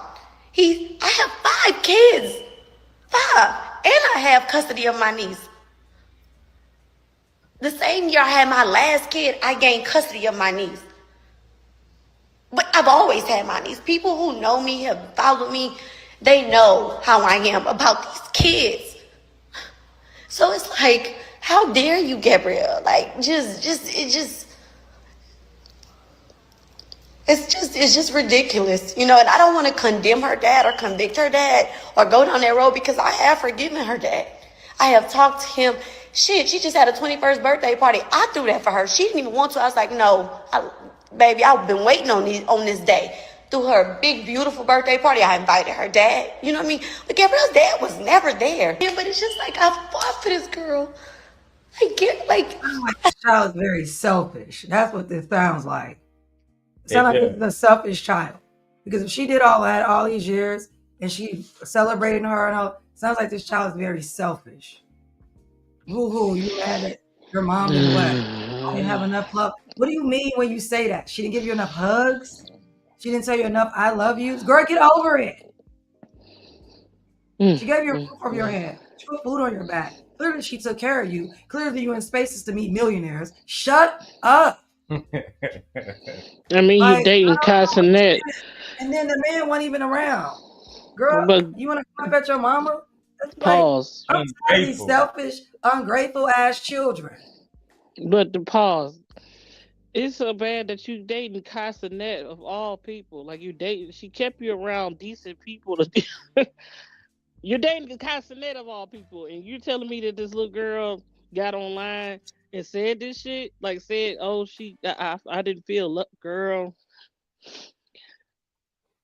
Oh my God, why would you say that?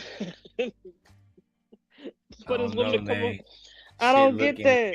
Out here. This shit is wicked. Like, why would you say that? That's why I said, babe, the people are divided. Because some people are saying, hey, girl, you brought it on yourself. Your mama did everything for you. If everything his mother is to be believed. And you still unhappy, that's something within yourself. I'm not apologizing to my child for doing the best that I can and kept you out of trouble and paid for everything, braces, schooling, clothes, events, proms. extracurricular activities and everything like that. Girl, if you can't just threw get you over a it, party. shit go like about your mom, let it go. It sounds like I didn't get enough hugs. I didn't get enough kisses. I didn't get enough I love yous. Like what? Child. Girl. You know what? Sometimes you gotta throw these selfish ass children to the wolves. Yeah. Let's throw ass to the wolves. Let her get out there. Let them figure it out. Exactly. Let her figure it out. All right. So I do want to say this before I go back to the video. A lot of the men who are using this, they're saying that this is just another example of why mothers shouldn't push fathers out the household. And because this girl, her father wasn't around, now she's saying she didn't have love despite having a mother there doing everything. And like you said, doing so much that she was able to be in a neighborhood where she can be around niggas like KaiCanet. Right. You know what I'm saying? I mean, because you got to remember, they went to high school together. Right? So one can say she did her job. I don't care about black males. They stupid anyway. So we know what side they gonna take and everything. They stupid anyway. So it don't matter to me. Most black males are stupid. As a group, y'all stupid. As a group, y'all dumb. As a group, y'all are failures. As a group, y'all just want to continue to blame women because y'all hate women. Y'all don't like women. Y'all are attracted to women, but y'all don't like actual women. So for me, when I hear black men sitting around saying stuff like that, this is why I say that all black men benefit from even the worst black men. So for me, I don't care to hear black men talk because every time they get a mic, they say stupid shit. They have no value, no substance, nothing. So I don't even know why people are still listening to black males speak. Speaking of stupid shit, Paul Pierce recently said, side note, that the only true way to test a woman to see if she's loyal is to cheat on her and to see if she stays. I question. Go ahead. I second that. Go ahead. And when them women leave you. But see, that's the lane you go, and I'm cool with that. Get the fuck on, leave that nigga lane. I like to play let's play the petty opposite game. Will you stay if she suck another nigga dick? That's what I'm saying. Will you stay if she bends over for another nigga? Like Mona Leo said, I'm gonna go first before I before I can even get a get back. No. And shout out to Kinder Man too. In those situations, I just wonder, is reciprocity and all those different things that men want, is it still applicable in those situations? Because they're making it seem like, well, the mother is this, the mother that. The mother did everything. Y'all say we're not supposed to blame the parent that was there. So if a single father was there, we should always get a single father credit based on what these men say. Same thing with single mothers. This mom was a single mom. She did everything she was supposed to do. She put her kid in one of the best neighborhoods, one of the best high schools in the state, and literally put her in position, literally, to meet her boyfriend, who would know he would go on to be the biggest streamer of all time so far. I don't care about him either. So I think he should speak out. I think he genuinely should say something right now. I think he should genuinely not be her boyfriend. He needs to get rid of her. Oh, so you think that they need to break the fuck up? Yeah, she causing too much drama. Oh shit! All right, I ain't. See, I'm from Black Love. Darrel. Richie said he not black. She not black. Ain't something. Don't call it black love. I'm okay with you saying I'm just for love. All right, cool. All right, I'm for love. Right, because that ain't black love. I'm for love. I want them to be happy like us. Like my Chicago Bulls shirt in the background, like the decor. That's hard, ain't it? Ooh. All right, anyway, shout out to the Bulls, man. They beat the Pistons the other day. Shit's crazy, man. I seen somebody in the comments say, Oh, because her mama was outside chasing rich niggas and wasn't at home with her daughter. Baby, I don't gotta chase a fucking thing that I attract, okay? You don't chase what you attract. Rich niggas come dime a dozen. Always have. Even when I was that young girl, getting it out the mud, working at the casino, working at night, getting my baby to school, doing what I gotta do. Like, y'all don't know me. Don't speak on me. Get out of my comments, get out of my DMs.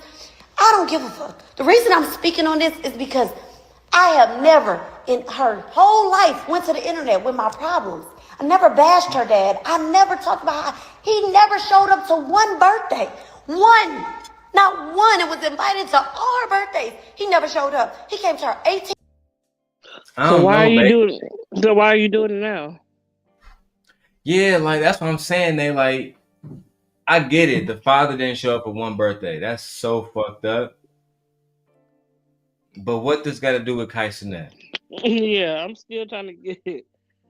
I understand. Nothing to do with him. Like, this don't got nothing to do with him. What did he do? That's what I'm looking for. I just don't understand. I just feel like you preferences, like Millsy's preferences, they drag y'all into all kind of bullshit with their crazy mamas, their crazy uncles and aunties, and y'all just go right along with it, and then after a while you want to claim victim and everything. Imagine there's a black woman. Exactly. If this is a black woman, y'all would be dragging her to hell. She would be hell bound. Mm-hmm. If this is a black woman, she would be hell bound. Straight. Like, I don't get this, and I really don't understand. The rumor is proximity to whiteness, child. Rumors, because I believe her daughter put it out there, is that she was out here, you know, as she said in the video, spending her time with rich niggas. So what? And it kept a it kept so what is her daughter doing? She should be in school somewhere. Is her daughter not spending time with rich niggas? The same thing. So right now. Like, you just like your mama. That's what I said. Wait a minute. She with KaiCanet. I literally just said they the same person. The same person. KaiCanet. Ain't in nobody college nowhere. Ain't trying to go to nobody education. He ain't trying to put you in nobody college. He ain't encouraging you to be in nobody's school. What you gonna do? You want mixed biracials, always banking on another man's paycheck, banking on your prettiness. And there's a such thing as pretty privilege. But at the end of the day, what do you have to show for it? Girl, he give you a couple $100. What are you doing with yourself? And take these guys out of it. Young ladies, what are y'all doing with yourselves? What are y'all doing? Y'all just walking around being pretty? Like we ain't educating ourselves? We not doing anything? So y'all ain't learned nothing from Cash Doll. Y'all ain't learned nothing from Carisha. Y'all ain't learned nothing. Y'all ain't learning nothing from Ruby. Y'all ain't learned nothing. Cassie. Y'all ain't learned nothing. Preferences. We're going to say this one more time. One more time. What are you doing? Because it's ridiculous. This shit is retarded. It's ridiculous. You know what? So what? But guess what? Did you eat? So as of right now, Team Scent Nation, we're on the side of the mom, Ashley. I'm not on anybody's side because I don't like the fact that you came out both. This whole, this is a bad look on her. Well, yeah, because KaiCanet fans like he's under attack. Yeah, this is a bad look. I don't think she should have put this out. I think she should. They got family issues. Yeah, like this is what I'm saying. This is a family thing. Yeah, can't go to counseling. This is a family thing. And for me, when your 21-year-old daughter came out and said what she said, I want to respond back. Personally, that's just like my son going out talking crazy on me online. No, I'm gonna go meet that nag in person because we got a problem. It's my fucking kid. Right. I'm not about to do this shit. I'm not about to do online. No, I'm gonna go to my kid's face. Child. Show you how to rate it again. Birthday party. Well, 18th birthday trip. And that is where me and her really fell out. She called herself inviting her dad on the Aspen trip that I was helping, that we were planning for her 18th birthday party. Girl, she took you to Aspen. Sweetheart. Now I'm getting it. This is a selfish, spoiled, little entitled, rich, little. I ain't gonna say that. And we say KaiCanet took y'all to Aspen. I'm sorry, keep going, man. Yeah, like this is ridiculous. Look. That video is actually online, and I feel like part of the reason why Kai hasn't responded because the footage is all there. I'm not gonna say they ruined his video and ruined because he still got millions of views, but the video became less about their trip and more about the women who are both beautiful arguing, toxic, and then they generalized it and made it seem like all women act like this. This is a mother and daughter dynamic. They got some things to need to work out. That's literally all this is. A daughter's mad at her for whatever reason. And then mom's like, I don't understand why the hell you mad at me. I did everything for you. Like, what are you so upset about? Like, yeah, so this is just family issues. I personally think he should have checked this girl. Checked her how? Oh, he should have told her what the hell you're doing, putting out a message to your mom. Keep that family shit in house. If you have a problem with your mother, go to your mother. He could have paid for some therapy or some shit for them. Like, go to your mother. They got so much money between all of them, they can send for a therapist to come to the house. I don't want to hear this. This is, to me, if he's making money and he's providing, and this is how he provides, whatever. But this is the way he makes his money. So why are you ruining his brand? Why are you bringing problems and causing commotion around his brand? To me, personally, if I was his mama, she don't care about you. But if I was his mama, he wouldn't be with no biracial woman. If I was his mama. I don't think that he wants to. I don't think that KaiCanet mom and dad is really like making choices for him. He do a lot of stupid shit. But to me, this is about them two. Them two got a bad relationship. But it's a blowback onto his brand. Yeah, it's a blowback. That's what I'm saying. Yeah, it's a blowback. It looked bad all around. Yeah, that's what I'm saying. To the whole brand, because at the end of the day, they're supposed to be one big family. More than anything else. And now you got... Ain't nobody no family. He ain't family to none of them. He ain't married to her. Been dating this girl off and over. And he ain't married to her. I don't care. Damn.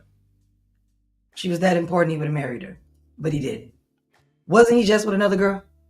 They got her that sucked his boy's Peter Wacker. Off and I don't on. want to hear it. Yeah. So I don't want to hear it. I don't want to hear it. Yeah, let's go. I'm not going on a birthday trip with your dad. Your dad has never showed up. He ain't never been there. And mind you, a couple years prior, he called himself going to the courts and lying on me. I still won custody. Still did that. Still fought for her. That's another problem. I fought for her. I saved her. I'll be mad too. I just feel like if you want your dad there, that's fine. And I won't come. I'll be mad too. And I just feel like children need to respect how their parents, whether it be man or woman, feel about the other parent. They need to respect that. Because at the end of the day, y'all weren't there in a relationship with the parents. Y'all were kids. Y'all don't know what they went through. So I'm not mad at that. I don't want to sit down with my ex either. We not cool. No. I'm never going to a Thanksgiving dinner when my kids get older and their dad want to come. What are we doing? No, I won't be at Thanksgiving dinner. I refuse to sit down with that man. So I'm not mad at this woman getting mad. Like, no, are you kidding me?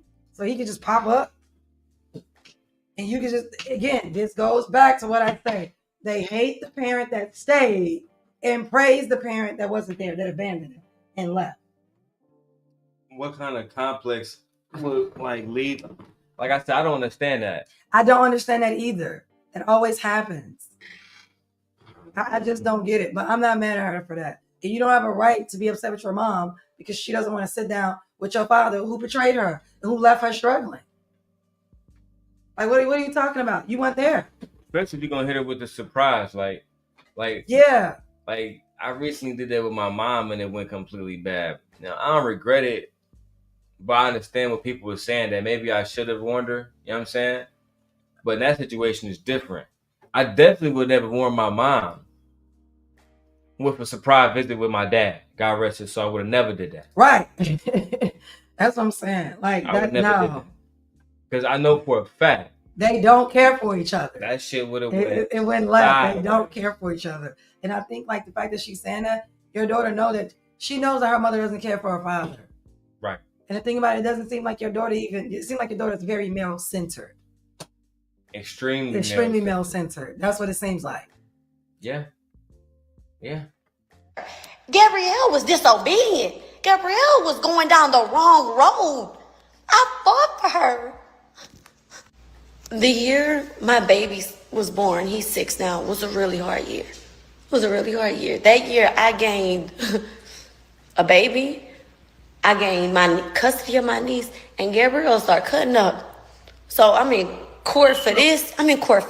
Like a selfless woman, because she didn't have to take custody. If she did have custody of me, that's the big deal, to take custody of another child and raise them as your own. People are not doing that. I took my hats off to her.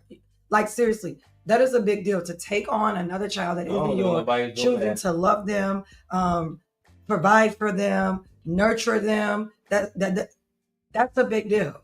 That speaks to her character. That's selfless. Yeah, she's being very selfless.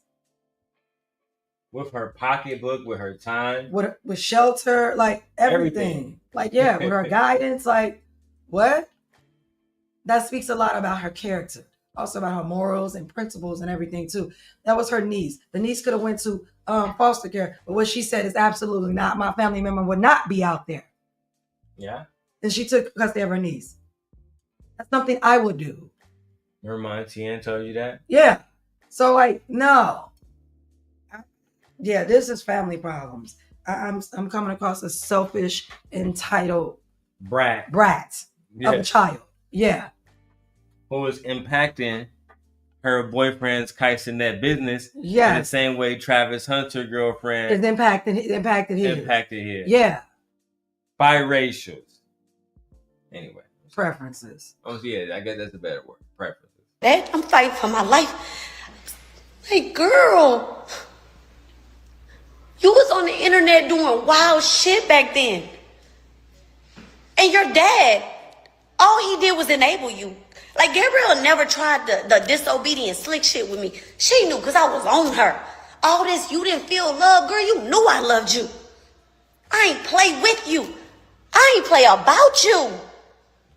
Never. I sent you to your dad for 3 weeks. You on the internet cutting up, doing wild shit. I tell you, when you get home, you taking that weave out your head. I'm taking that phone. I'm on your ass.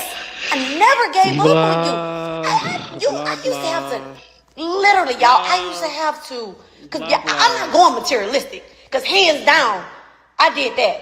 I did that because I loved her, not to, I guess, bless her or make it like, ooh, half the shit I did for her, we never even post. I don't even think you, as a mother, as a resident mother here, I would never apologize to my child about what. I would never give you an explanation about, what I'm supposed to do, no, I'm not giving you an explanation for that. Absolutely. If you don't feel love, that's on you. You're an adult, get over it. I'm done at this point. Because the fact that she did all of this and you don't feel love is an action word. It's an action word. By her doing all that, that shows that she loved her. Like, girl, get out of here. As a mother, I'm never gonna sit here and be like, explain myself to my selfish child who's a brat and entitled. I'm never gonna do that. That'll never happen. No, and I don't think you need to, Mom. I really don't think you need to. This is why I said this wasn't a good look for you at all. I would have just let my daughter talk her talk and then called on her. And if you really felt that way about her, you could have got a cease and desist letter against her. But at the end of the day, let the little 21-year-old talk. 21-year-olds, they're dumb, they're stupid, they're inexperienced. They don't know what they don't know. So let her go ahead, throw her little ass to the wolves, like me and they said. And you have other children to worry about.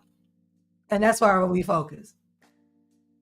She do have other children. Yeah, she got other children to worry about. I won't be worried about this 21-year-old. Let her go be with her rich boyfriend and see how long that lasts. And when she become a baby mama, don't take her back. Like I said, I Tell wouldn't give a her goddamn. go with her I wouldn't give father. a Have him let her help her. go. Let him help her. Yeah, Exactly. because I'm just like, mom. You don't have to explain yourself on why You you don't was have a to good explain mother. yourself.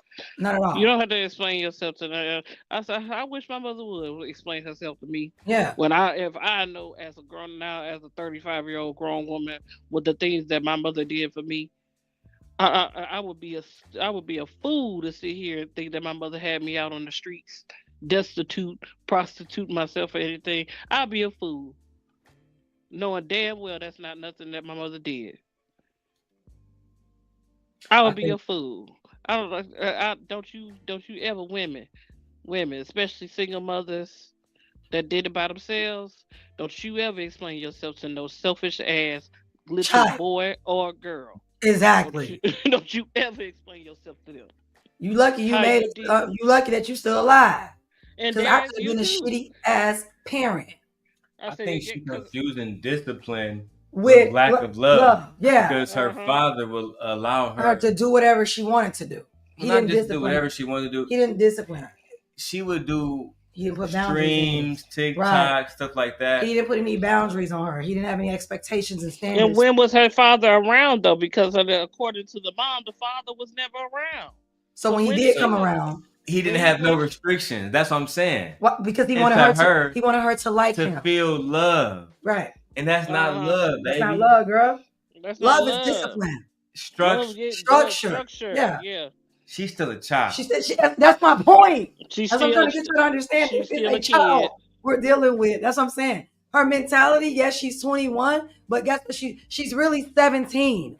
Mm-hmm. She's still a Mentally, kid. emotionally, she's really 17 years old. She That believes that if a man enable her to do whatever she wants without any consequences, That's love. that's love.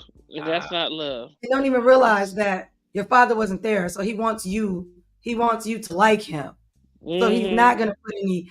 And also, you have to To, think about it. If you're not around, you don't really have any control over a child that you didn't raise, or as much influence either. So now you're really not a father and daughter relationship. It's more like a buddy, and I'm getting to know you relationship. yeah, go ahead and hang out with your KaiCanet friends and stuff. Right. That's what I'm saying. But her mother was the one that did the raising, that did the guidings, that did the discipline, that put the morals in, principles Daily in basis. on a daily basis. They did the hard work. This is why I hate when I talk to me and you, I tell you, when we talk about this all the time, I don't want to be the bad person in the relationship. I don't always want to be the disciplinary action one. And then when the kids come to you, you're the fun parent. I don't like that because then it makes it look like I'm doing all the raising and all these other things and principles. And I have to think my mom is the one that feeds us, tell me when to go to bed, tell me I got homework, brush my teeth. Do I do that? Yes. Yes. You do. Dude. I am I'm the saying like the bad person because I have discipline and I'm principles and things we have to abide by and rules and regulations for the kids. So like, yeah. And I can understand why mom will be upset because I put all this fucking work, put all this work into this child. And then for you to come around and negate everything I'm teaching her and not even support me in raising her, knowing that you weren't there. Mm-hmm. The child that you're looking at, I raised her. Not you. Going against it, like the that's what I'm choices saying. that Like, I told you. Yeah, like no. Yeah, I don't want her online. So why you letting Why her are you letting her be online and everything? And that's for a reason. Why? Because his mother probably saw her daughter and know her daughter's behavior. Like women, we know our daughters. We know which ones is gonna be hot in the pants. We know which ones is gonna be shy. We know which ones is gonna be goers. We know which ones is easily influenced. She knows her daughter is easily influenced because, like we just said, she's not mature. She has the age of a 21-year-old, but mentally that girl is 17. And she know what rich men do to pretty, young, naive, right. She knows that women. Inexperienced, young, naive, little girl. Try to save you, like she said. But don't save her. She don't want to be saved. Throw her ass to the wolves. Damn. You football kicker. You swim.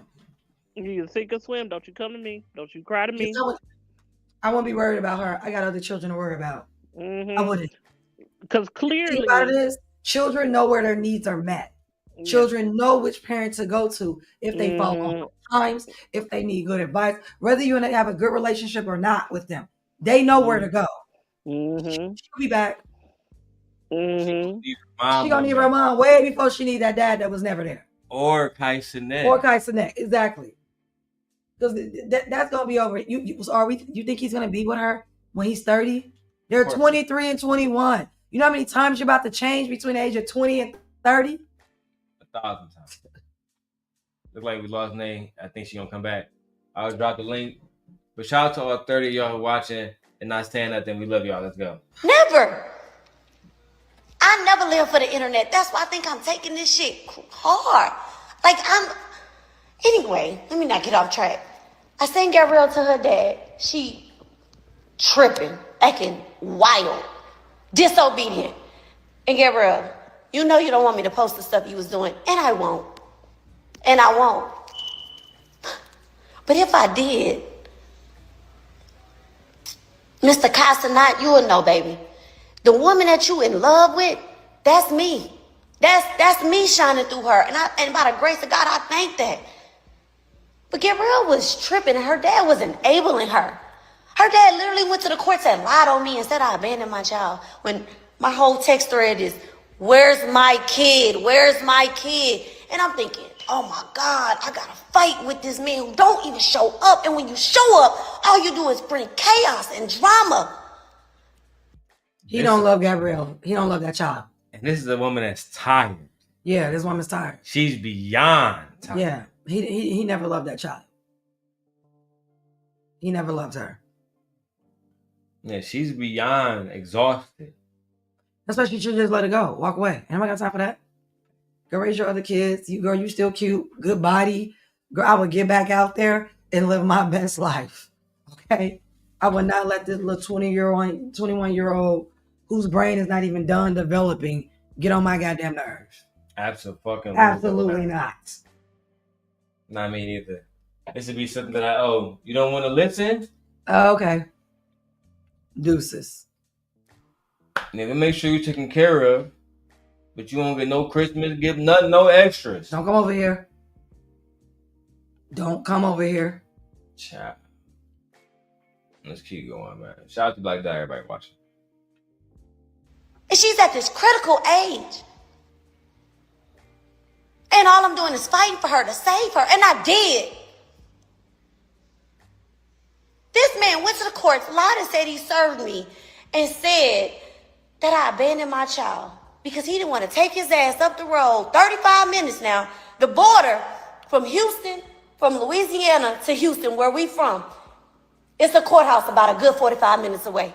No, he went right there to the courts in Louisiana and filed a motion on me for custody and said that I abandoned her when I'm waiting on her. No. I told Gabrielle, when you get home, you're going to take that weave out your head and give me that phone because the shit you posting on the internet is insane.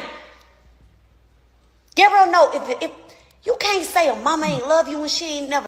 This is literally what I teach on SIP days at our school. We have something called SIP days at my job. And we teach, this is one of them, I did this last year, where we talk to children and our students about what they post online, how it can affect them throughout their lives, how it can hinder them from getting jobs, and be mindful of what you post and how it comes across.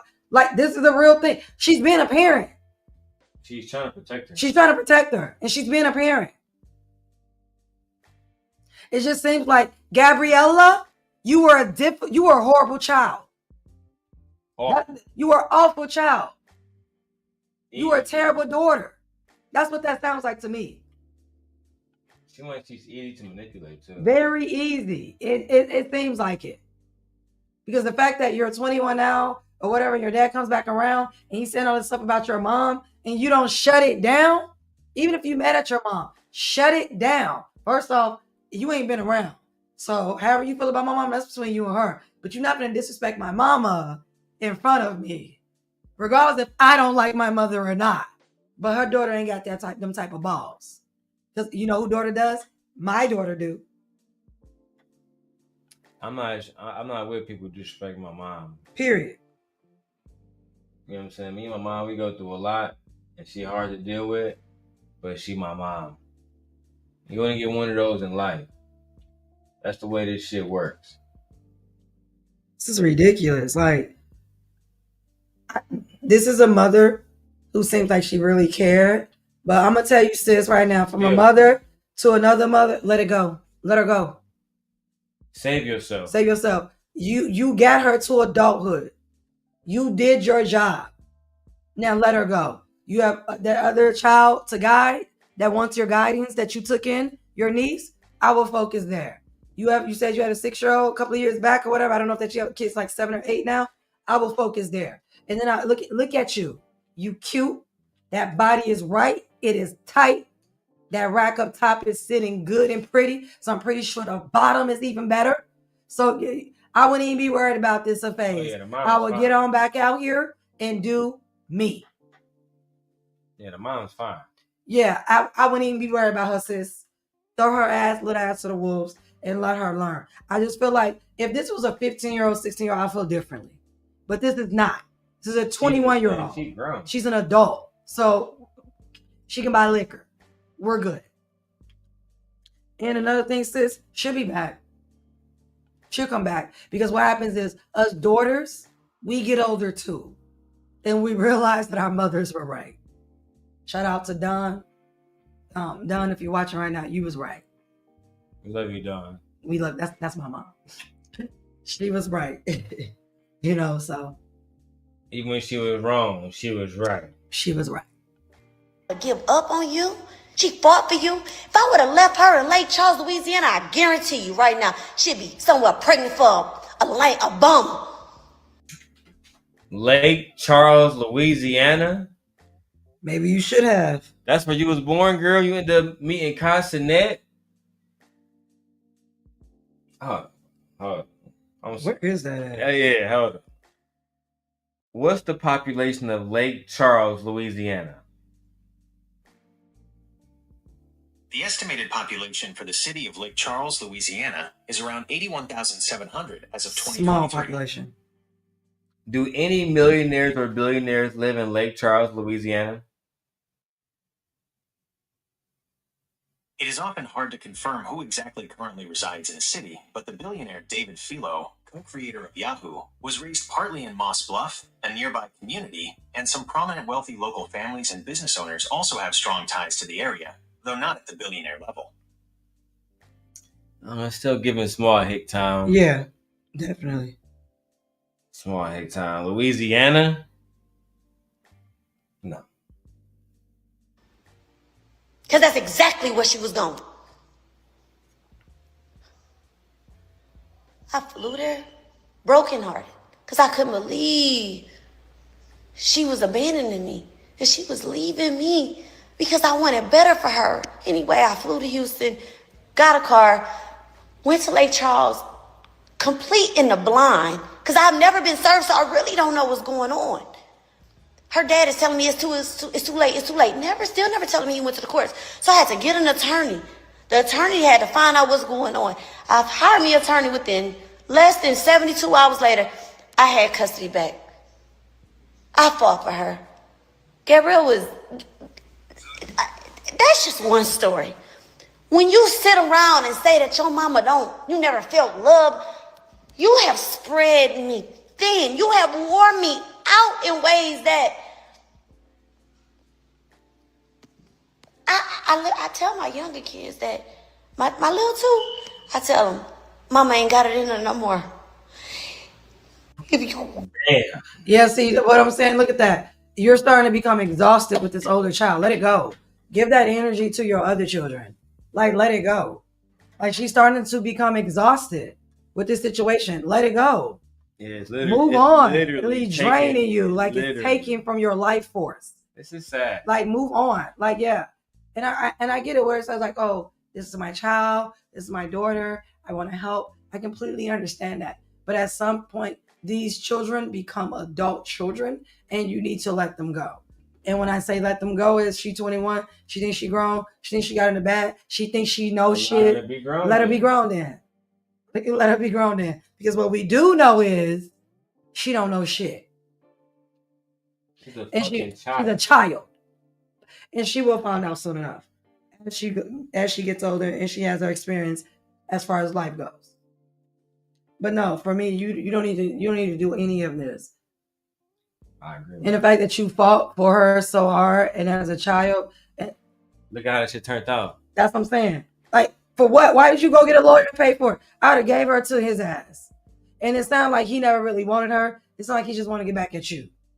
I wonder if we all as parents go to a point where your children don't appreciate what you have done as a parent. We're experiencing that right now, firsthand. Yeah, me and my daughter's really acting a fucking fool. My oldest daughter. Yeah. My oldest daughter. And my oldest son. And then my my third son. Yeah. Yeah. Acting a damn fool. Yeah. But guess what we had? They on their own.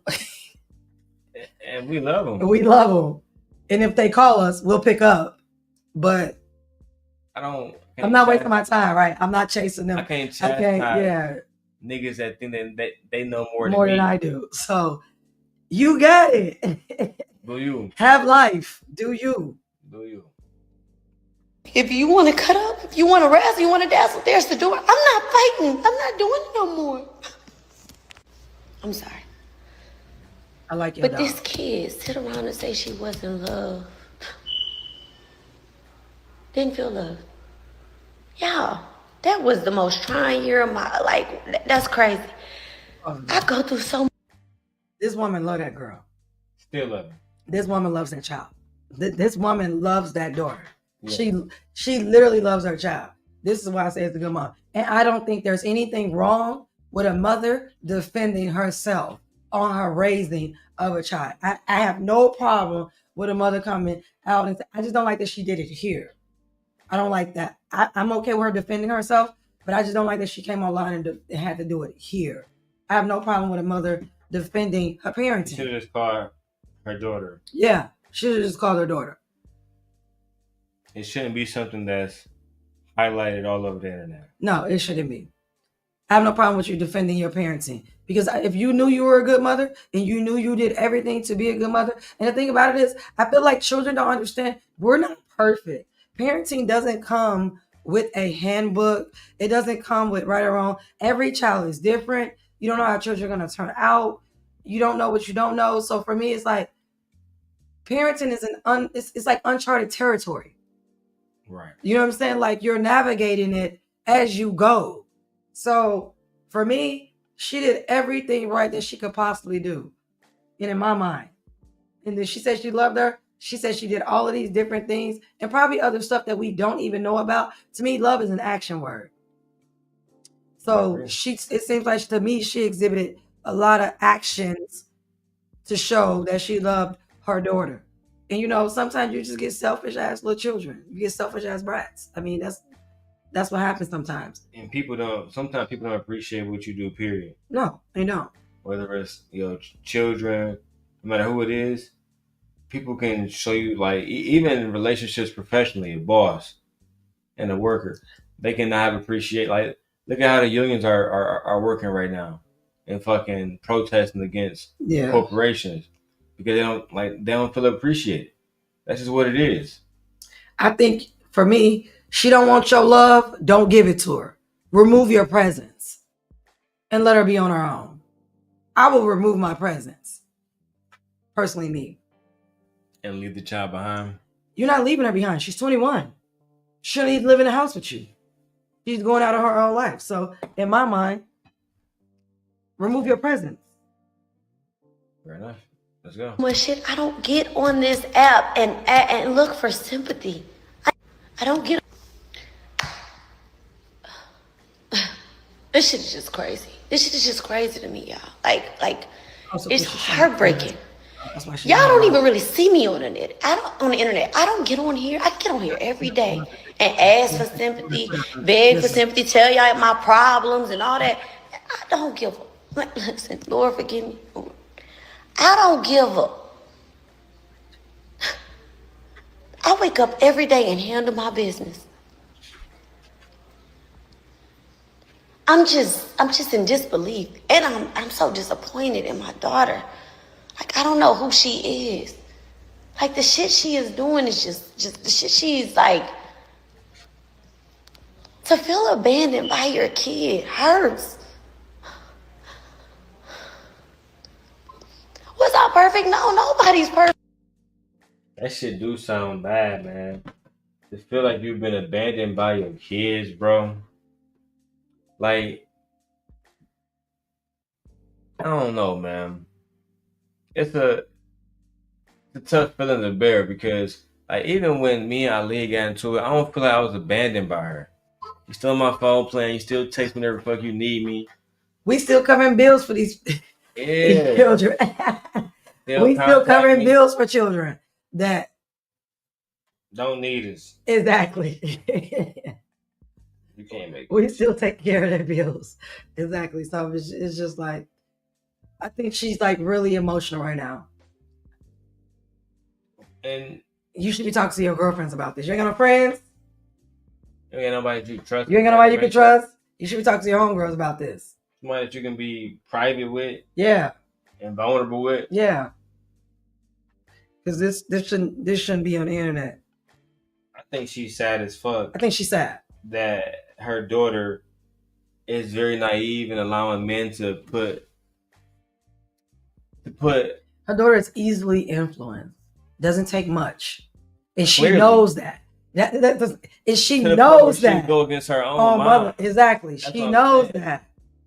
But you can't blame them dudes. You gotta blame your daughter. Your daughter fucked up. Your daughter fucked up. Oh, she's definitely gonna be taken advantage of. I don't know. Let's go. She's an easy target. But boy, did I give it my best. Especially that nigga your daddy was never around. Like never even tried and could pull up. Didn't.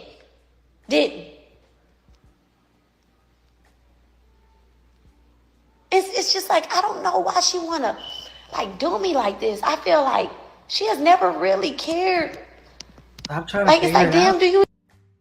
Stop trying to figure it out. Like, you spending too much time trying to figure it out. Your daughter's an asshole. Simple as that. Just that simple. Like, it's just that simple. Your daughter's an asshole. Your daughter ain't shit. Your daughter ain't shit. Like, I don't know why she's trying to figure it out. So trying to figure it out. It's causing you more stress, anxiety. Stop trying to figure it out. My daughter's an asshole. My daughter's selfish. My daughter feels entitled. And my daughter wants to be a victim. I didn't get what I needed. Girl, shut up. Nobody want to hear that. Nobody want to hear that. When your mother taking you Aspen and Switzerland and all this other stuff, not Switzerland, but Aspen, planning birthday parties, 18 birthday parties, 21-year-old birthday parties, happy for you and everything. Shut up. There's some mothers out here doing nothing. Literally starving. Right. The situation with children are literally starving. Yeah. What the comments say? Like Dahlia says, my daughter getting crazy. Sorry, my daughter getting. You gotta read that. I'm sorry. I'm blown. What'd she say? I don't see it. Hold on. Trying to see where I see it at. It says, my daughter talking crazy. See, because I think she just wrote it. But I think what she meant to say is her daughter is beginning to talk crazy when she in her feelings. And talk to me when I say, yeah, Black Dot, you got to rewrite that whole thing. But it's right there. Hey, let me make this bitch. Yeah, because I can't see it. Like, it looks really small. My daughter ghetto talking crazy when she in her feelings, and don't talk to me when I say truth. When I say truth, she doesn't want to hear. But when she needs someone to show up for her, she calls me not her dad, unreliable. Exactly. That's what I said. I said that. I said children know where their needs are met. They know which parents to go to. So when your daughter needs you, be available. But until then, I wouldn't be stressing about her. I'd be out at brunch on one of these rich man's yacht drinking. Like, I wouldn't even be worried. Not at all. I wouldn't thing even I be worried. learned about using an iPhone is that the iPhone, when it heats up, that camera starts to get real blurry real quick. So go ahead, babe. I'm listening to you. No, I'm just saying I wouldn't be worried. I totally get worried. Children know where their needs are met. Children know which parents are reliable. Children know which people they can count on, depend on, regardless if they don't like you, regardless if they hate you. How many people call their parents for money that they hate? That they know they can get it from, but they hate their parents. They call them all the time. Exactly, all the time. They call them all the time because they know that they can rely on them. I think as a mother, I think she's torturing herself. I think you need to let it go. And look at the quality on there. See, it look better, right? I guess. My whole point is, I want to give you a quick little lesson. You see, you notice how the iPhone's getting real blurry because it's starting to heat up or whatever. Yes. The Sony's having no issues. I haven't brought the big dog yet, so now you see why we invest into these cameras. We're streaming for hours, no overheating issues yet. Thank you, Black Dahlia. We love you.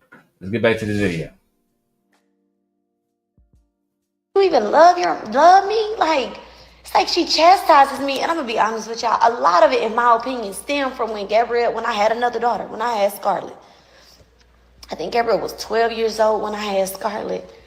And the way she treats Scarlett, it's just heartbreaking. You know what I mean? And let me tell y'all something about Scarlett that y'all don't know.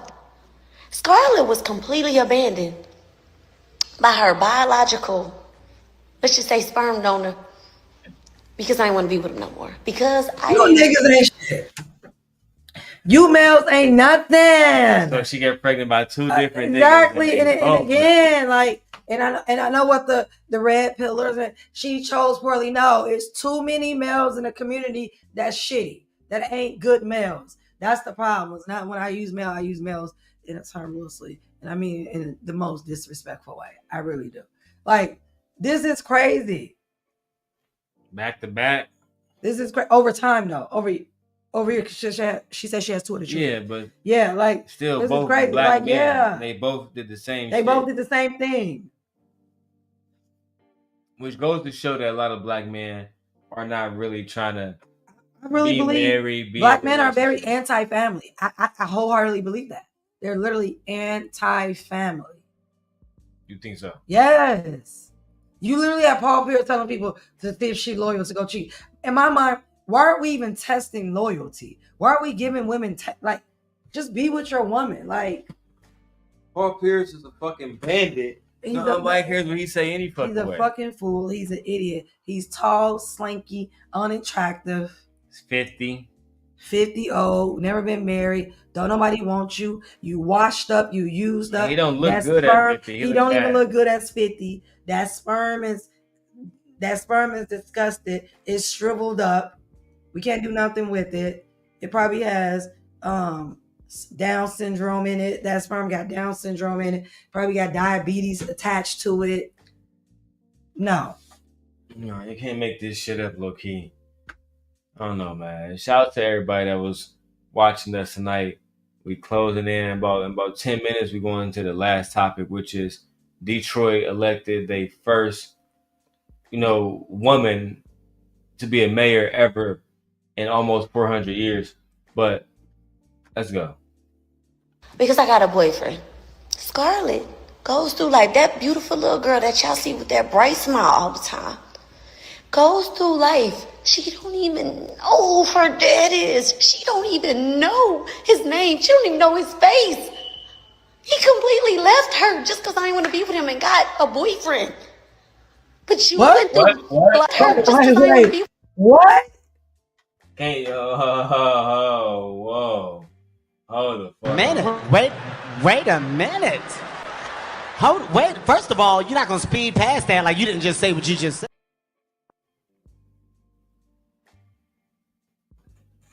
Wait a minute. He got a boyfriend? So he left you because you didn't want to be with he abandoned her because you was no longer interested. I'm probably sure that it has something to do with him liking men. Didn't we say all roads lead to Gayville? They Shit is getting wicked out here, dog. So Manosphere, red pill. He was into males. Are you gonna still say she chose badly, or should he just been with males from the beginning? Is that what she said? Yes. I gotta hear it She again. said he with another.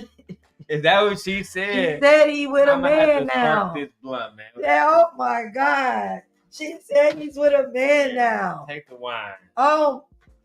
God Oh. damn. Oh my God. And let me tell y'all something about Scarlett that y'all don't know. Scarlett was completely abandoned by her biological, let's just say sperm donor, because I didn't want to be with him no more. Because I got a boyfriend. Scarlett goes through like that beautiful little girl that y'all see with that bright smile all the time. Goes through life. She don't even know who her dad is. She don't even know his name. She don't even know his face. He completely left her just because I didn't want to be with him and got a boyfriend. But you went through life alone? Girl, he was always gay. Is she saying because she got a boyfriend or she got a boyfriend? She said that she had a boyfriend. She didn't want to be with him more. So she already had a boyfriend. And she didn't want to be with him at all. So they broke up. That's what happened. And then he didn't want to be with her because she got a boyfriend, not him. Calm down. Let me tell you. They are not together. Okay. He wanted her. Right. She didn't want to be with him. And she already moved on. Okay. So he went and abandoned his daughter because she moved on with another man. And then after that, he abandoned his daughter. And now he's seeing a man. That's what happened. That's what happened. That's what happened. Girl, he was already gay. And there probably was signs that he was already gay. And that's probably why somebody, you know, no, girl, he probably wanted penis and pussycat. I want undoubtedly. Oh, for sure. Undoubtedly. I always find it interesting that how do these women end up with these men who are gay? Clearly, this man is clearly gay. There's nothing wrong with it. Yeah, he's gay. If you are into men, and yeah, you're gay. If you're dating a man, you're gay. I mean, it's not hard to understand. Ray J said that don't make you gay. Ray J is a drug addict. Make sure you guys watch out for our Love Cabin videos. They're coming soon. All right, let's keep going. Because we got to hear what the daughter said. And then the last topic of the day. Ray J's probably a drug addict, but whatever. Ray J is definitely that man is definitely on something. He's on drugs. He's on drugs. And unloved? Whatever.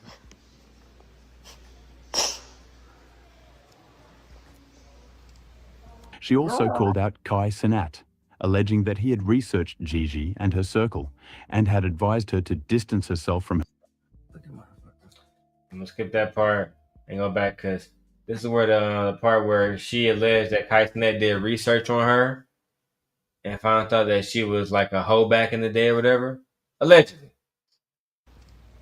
She also called out KaiCanet. Darrel, I don't know who she is. This girl came in my house recently. A couple months ago. My friends was over. We was here. I cooked. We had wine or whatever. She came in, and I don't know how we got on the subject of the internet. Girl, you drinking? She gotta get drunk. This actually is the part that's going viral. It's her talking about allegedly, you know, Gigi came over her house and there was some disrespectful moments between the two. Such that I feel like sometimes, again, this was a black woman and her daughter going through this. They're using this shit to categorize all women of the race. Yeah. And it's just convenient to say, well, she's a black woman. This is not a black woman. This is not a black woman. I feel like fucking this is not a black woman. Damon Valerian. Yeah. That is not a Valerian. Valerian. Yeah, no. Yeah. She not. And there's nothing wrong with that. We're just saying that this is not a black woman.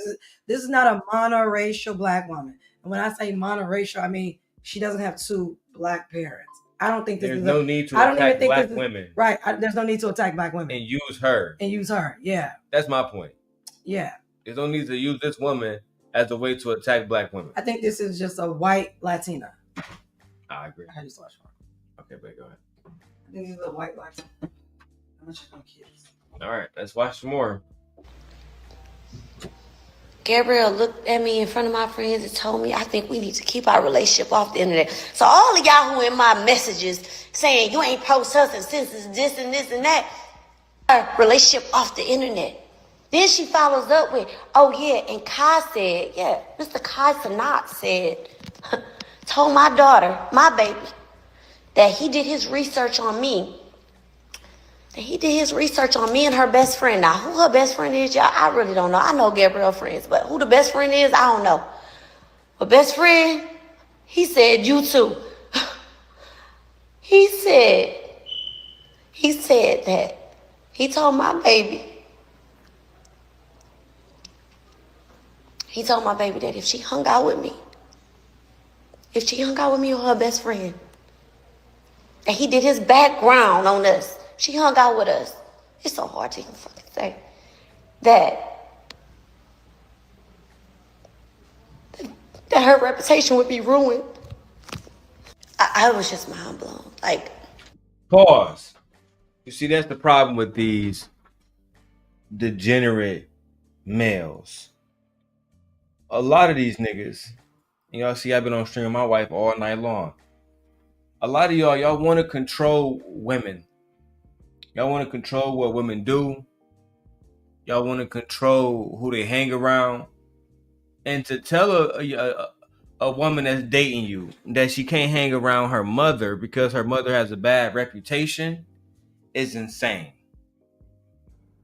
It's extremely controlling, and it low-key makes absolutely no fucking sense. Now, I'm not saying that KaiCanet is doing this, and I hate that it's even being alleged that he is. But I think that maybe him, the mother, and Gigi all going out to dinner, all figuring out, hey man, I love you, I love your daughter. What can I do?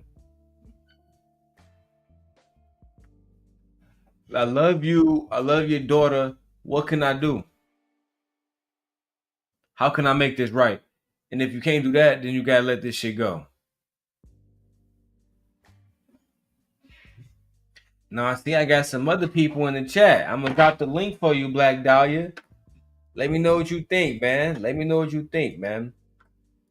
Black Dahlia says that KaiCanet should stay out their business. All right. And again, make sure you guys are subscribed to Darrel Lawn channel. Everything every day, hosted by me, Darrel Lawn, the Daily Rundown, and my wife's channel, the Jhene Aiko channel, guys. Jhene Aiko TV.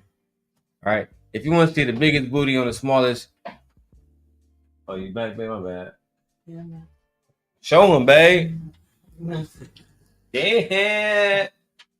Yeah, I did have a baby 5 months ago. I'm good. Show him that ass. Oh my God, bro. You want me to turn around? It's ridiculous.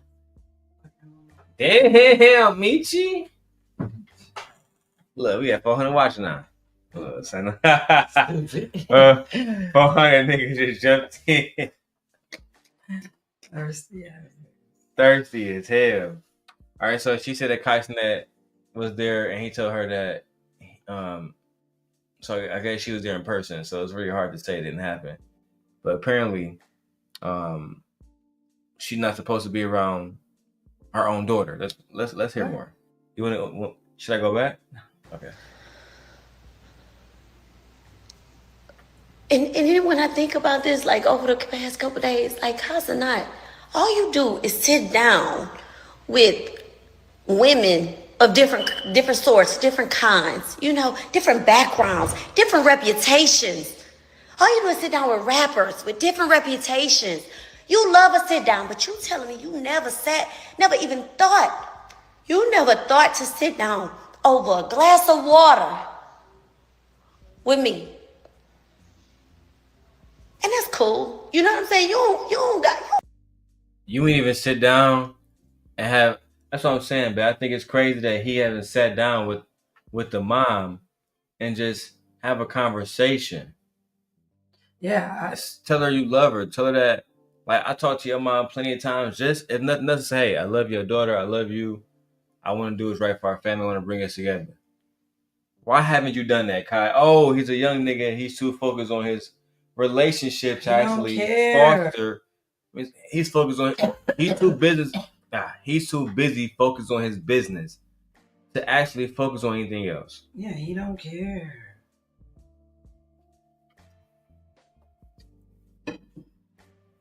Very disappointing, and how the situation is spiraling out of control. God fuck with me. I never gave a fuck. But what you won't do is turn my baby against me. You got so much to say about me, but you get on the internet and say Gabrielle is this, Gabrielle's that, Gabrielle's God-fearing. That's from me, baby. Prayed up. I pray over that girl. I pray for her. I've been telling her to go to church, and she's been going the past couple, weeks? You've been with her, a year and a half now? That's her mama. You say, oh, she could cook so good. She could clean. She this, that. That's her mama. You say she from... She's saying that everything that you love about her come from me. And yet you trying to diss me, Kai? What's wrong with you? That's why y'all need to watch Baby Boy. Because what did P say? Remember what P say? I probably love you more because you made her. You made her. Period. Yeah. I ain't gonna call y'all no B words. But y'all being some ungrateful wenches. Ungrateful creatures. That's what he called it. Crazy work, dog. Crazy work. Y'all like the thumbnail? Baby, like thumbnail? You like it? Yeah. Okay. What is that sound? Is that the bag? Yeah, I think it is. I'll check on it. All right. That's it. Louisiana? No, she not. She was born there. Gabrielle's been gone from Louisiana since she was 2. I'm from Louisiana. So that Louisiana girl in the kitchen praying for you, she get that from her mama. I ain't never got on this app and bragged and said, oh my God, Kai said my daughter was this. Oh my God, I did a good job. I ain't never came to this internet for validation. My point is, Gabrielle, you ain't never went through life alone. You don't even know what it's like.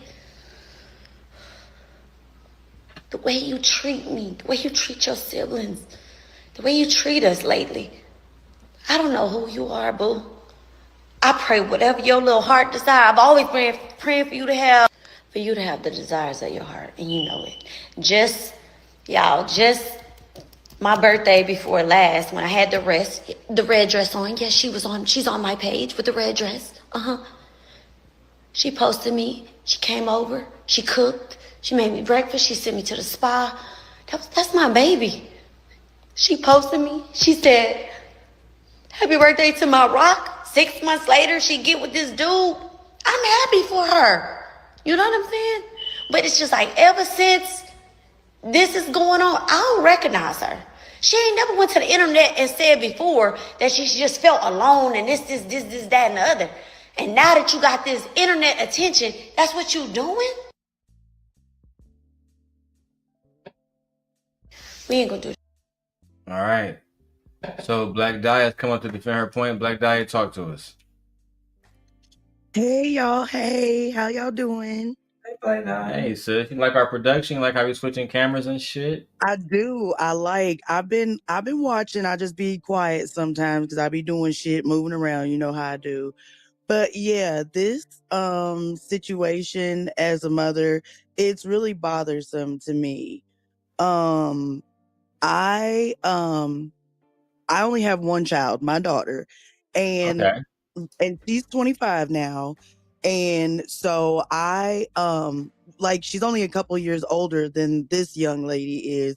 And I know the different struggles that I have gone through with having a baby daddy that seems similar to the father of this young lady's and like everything that her mom is saying, it makes perfect sense to me. Like my baby daddy wasn't really around for my daughter, and when he did come around, he brought chaos and drama. And like when she got to be like 16, like she's saying about her daughter, he wasn't around so much that when he wasn't he wasn't the disciplinarian. He didn't like provide structure and stuff like that. He was letting her run around and do whatever the hell she wanted to. And so she did try to take advantage of that when she was younger, but now that she's older, I think that she realizes better like how men like her father or boys, well, I guess she's grown now. So like men that come around as seasonal workers thinking that they have any right to put their mouth on our relationship when they have no idea the sacrifices that I have made for my daughter.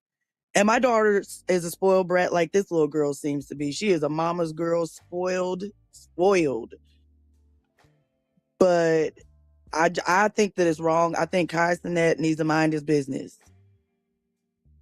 Babe, do you agree with Black Dahlia that KaiCanet needs to stay out of it and mind his fucking business? I don't know what he did. Well, technically, he hasn't done anything. So like Black D, like what are we saying? He need to, like, did he say something? Because I don't think it's not unreasonable for a boyfriend to say like, or give his opinion on like, you know, what's going on with you and your mom. But it's the fact that women talk to their men about situations in their life. You know what I'm saying? So I'm just trying to say, like, personally, I think he needs to just break up with her. That's how Well, I mean, the part about, because what she's saying that hurt her feelings is that Kai told her daughter that he did research on her background and that she doesn't need to be hanging out with her mom because it'll ruin her reputation. Now, if he did that, that's nasty as hell. No, that's what I'm saying. Like, she was just like, explaining. Like, you did that, bro. Like, for real, you do need to mind your business. Like, what are you doing? The best advice you could have gave. Mom is crazy. Right. The best advice you could have gave. The best advice you could have did is you should have told your girl, don't you ever post anything else about your mom or your situation. If you got a problem with your mom, go to her. Keep that shit to yourself. Keep that shit to yourself. Stay offline with that. I have a brand I'm trying to uphold. From the way that she's explaining it, though, the conversation about him telling her not to hang out with her mom because it would ruin her reputation, that happened prior to the girl going online and posting the video about not feeling true love. Yeah, I think that's crazy. How are you gonna tell somebody not to hang out with the woman that gave them life and that birthed them? First off, blackmail. I'm gonna need you. You know what? Let me calm down. Yeah, that's what I was.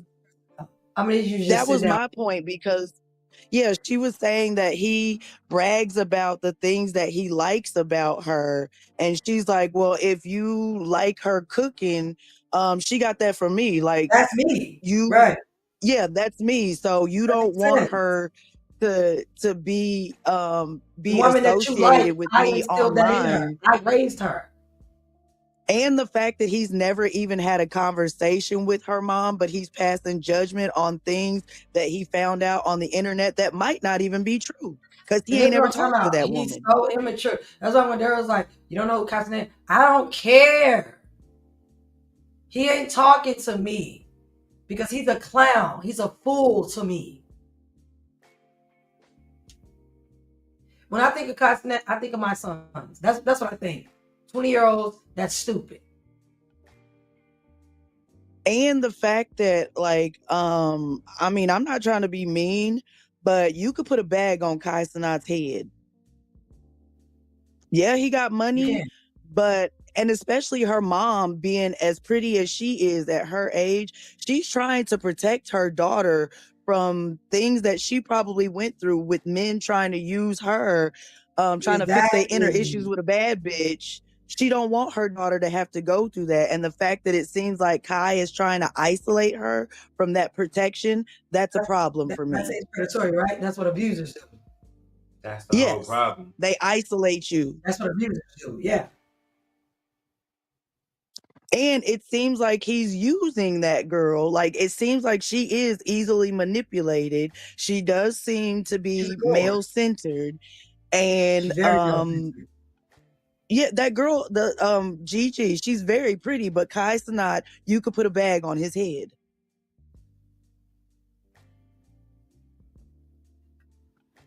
I agree with you, like, but I mean, I personally agree with you, like, I do think you need to stay, because that's just like a man trying to interfere with me and my daughter. Yeah, I'm gonna go at you too, bro. Get the fuck back.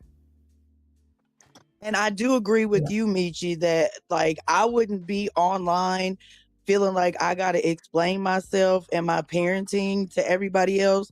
But I also understand like the frustration that the mother is going through.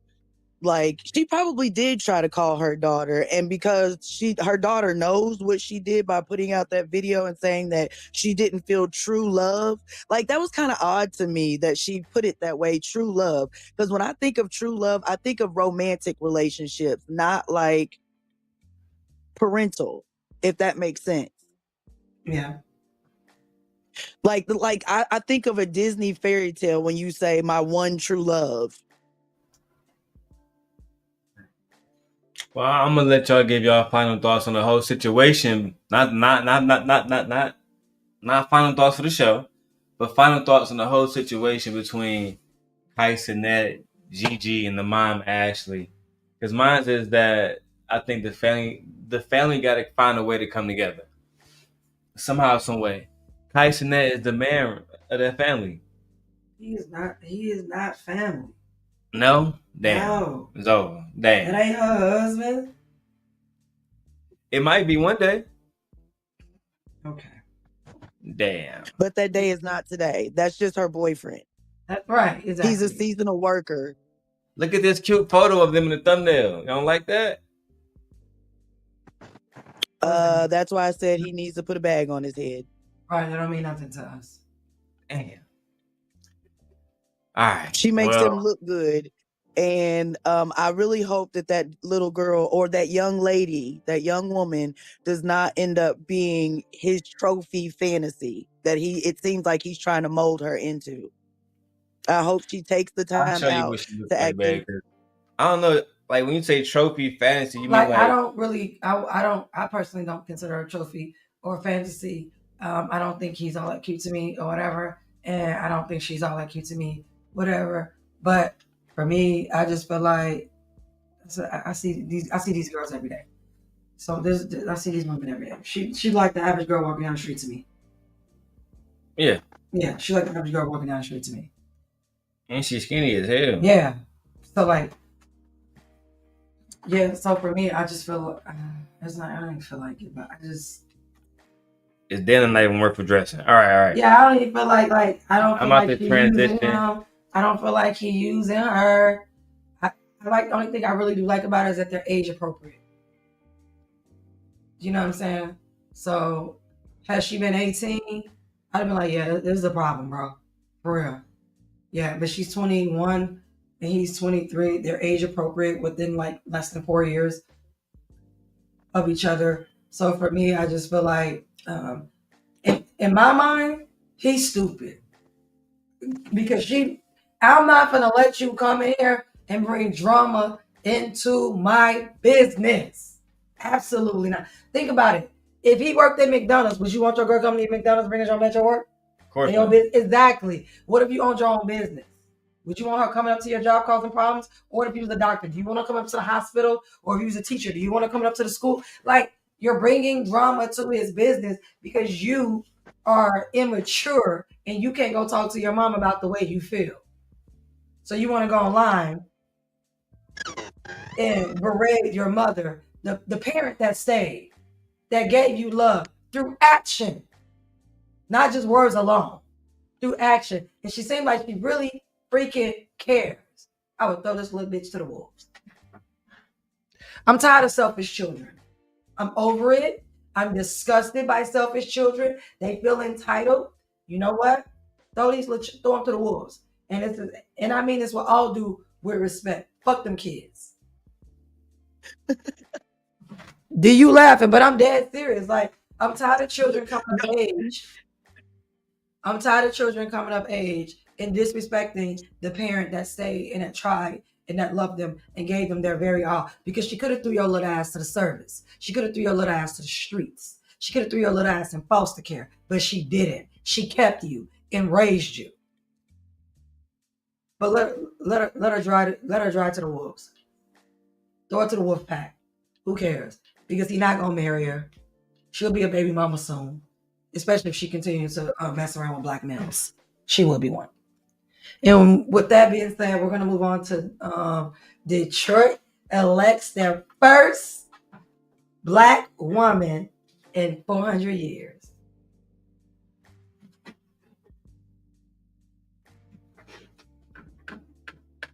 Let's go ahead and transition into that because I think that's awesome. I really do. You on camera now, man. All right. I gotta figure out why the iPhone be glitching like that. It could be a number of reasons. I think mostly Wi-Fi reasons. Yeah, it could be a number of reasons. All right, so what's good, guys? I want to talk about this history that's being made in Detroit.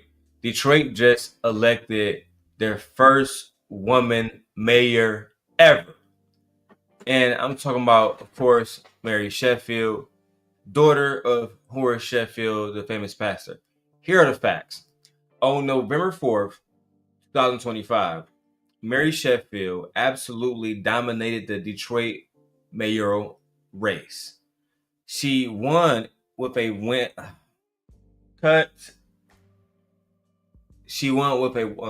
landslide victory. She ended up getting 77% of the votes compared to her opponent, Solomon Kinloch Jr., who received roughly only about 22-23% of the votes. The Detroit Associated Press called the race just after 9 p.m., barely an hour after polls had opened. So it was a blowout. This is how decisive the victory was for now Mayor Mary Sheffield. Now, let me also give you guys some background on Mary Sheffield because this is a woman that has been putting in work in Detroit for years. All right. Now, as I said earlier, she's the daughter to Horace Sheffield. She's 37 years old, or she might be 38 when she take office in January, making her potentially the youngest big city female mayor in American history. All right. She's been on Detroit City Council since 2013.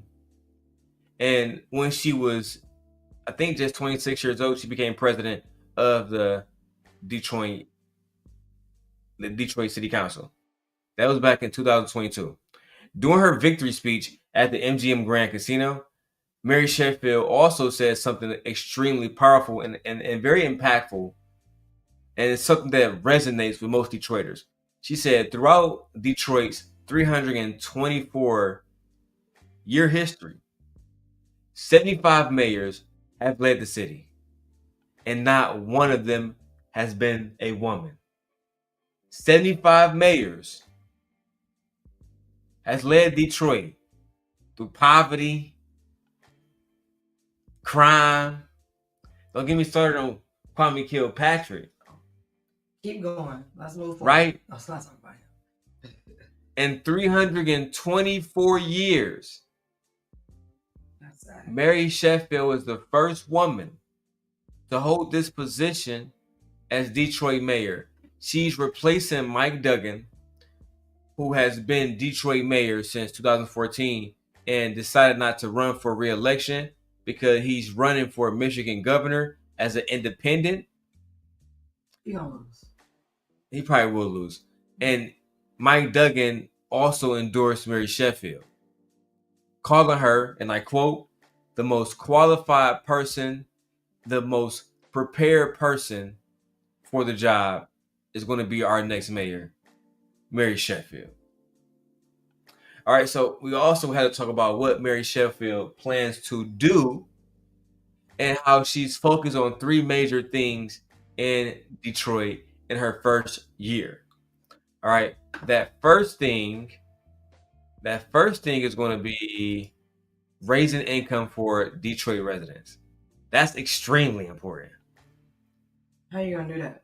We got. I don't know. Yeah, because I'm gonna say, how she Now, I do got her whole 26-minute speech. I'm not covering that tonight. Yeah. I'm not doing that. The second thing she claims she's going to do is activating commercial corridors. Now, I believe this is going to be getting Detroit into more Hollywood, type shit, and other stuff like we have a lake too and a river too, but we don't have any docks. I always wonder why not. Always wondered that. And she talked about that. Like us having more business going through the docks instead of it going through Canada. I don't know. Anyway, she also brought up the fact that she want to have significant property tax reform that would reduce taxes for both businesses and Detroit residents. I think that's a good thing. I mean, reducing taxes is always a good thing.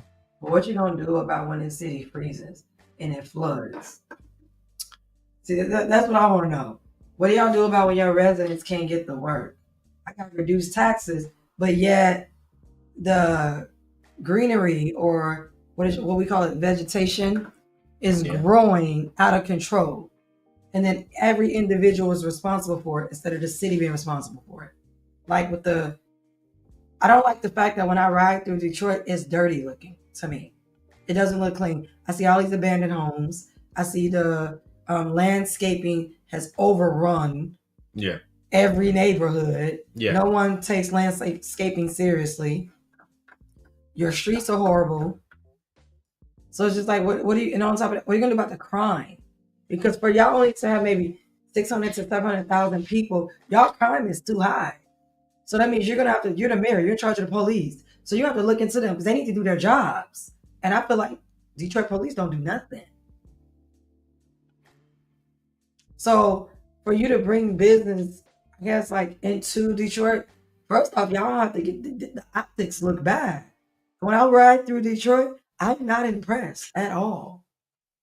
Now, before I continue to talk about Mary Sheffield and some of the controversy that plagued her campaign, I want to go to CBS and let's take a look at what Detroiters are saying about Mary Sheffield. The city just chose its first new mayor in 12 years. Yeah, CBS News Detroit's Julia Avan is out in the city speaking with residents about their thoughts on tonight's election results. Julia? Guys, this is what residents have been telling me. First off, they're happy with the results. They're not surprised Mary is taking the seat and is projected the winner.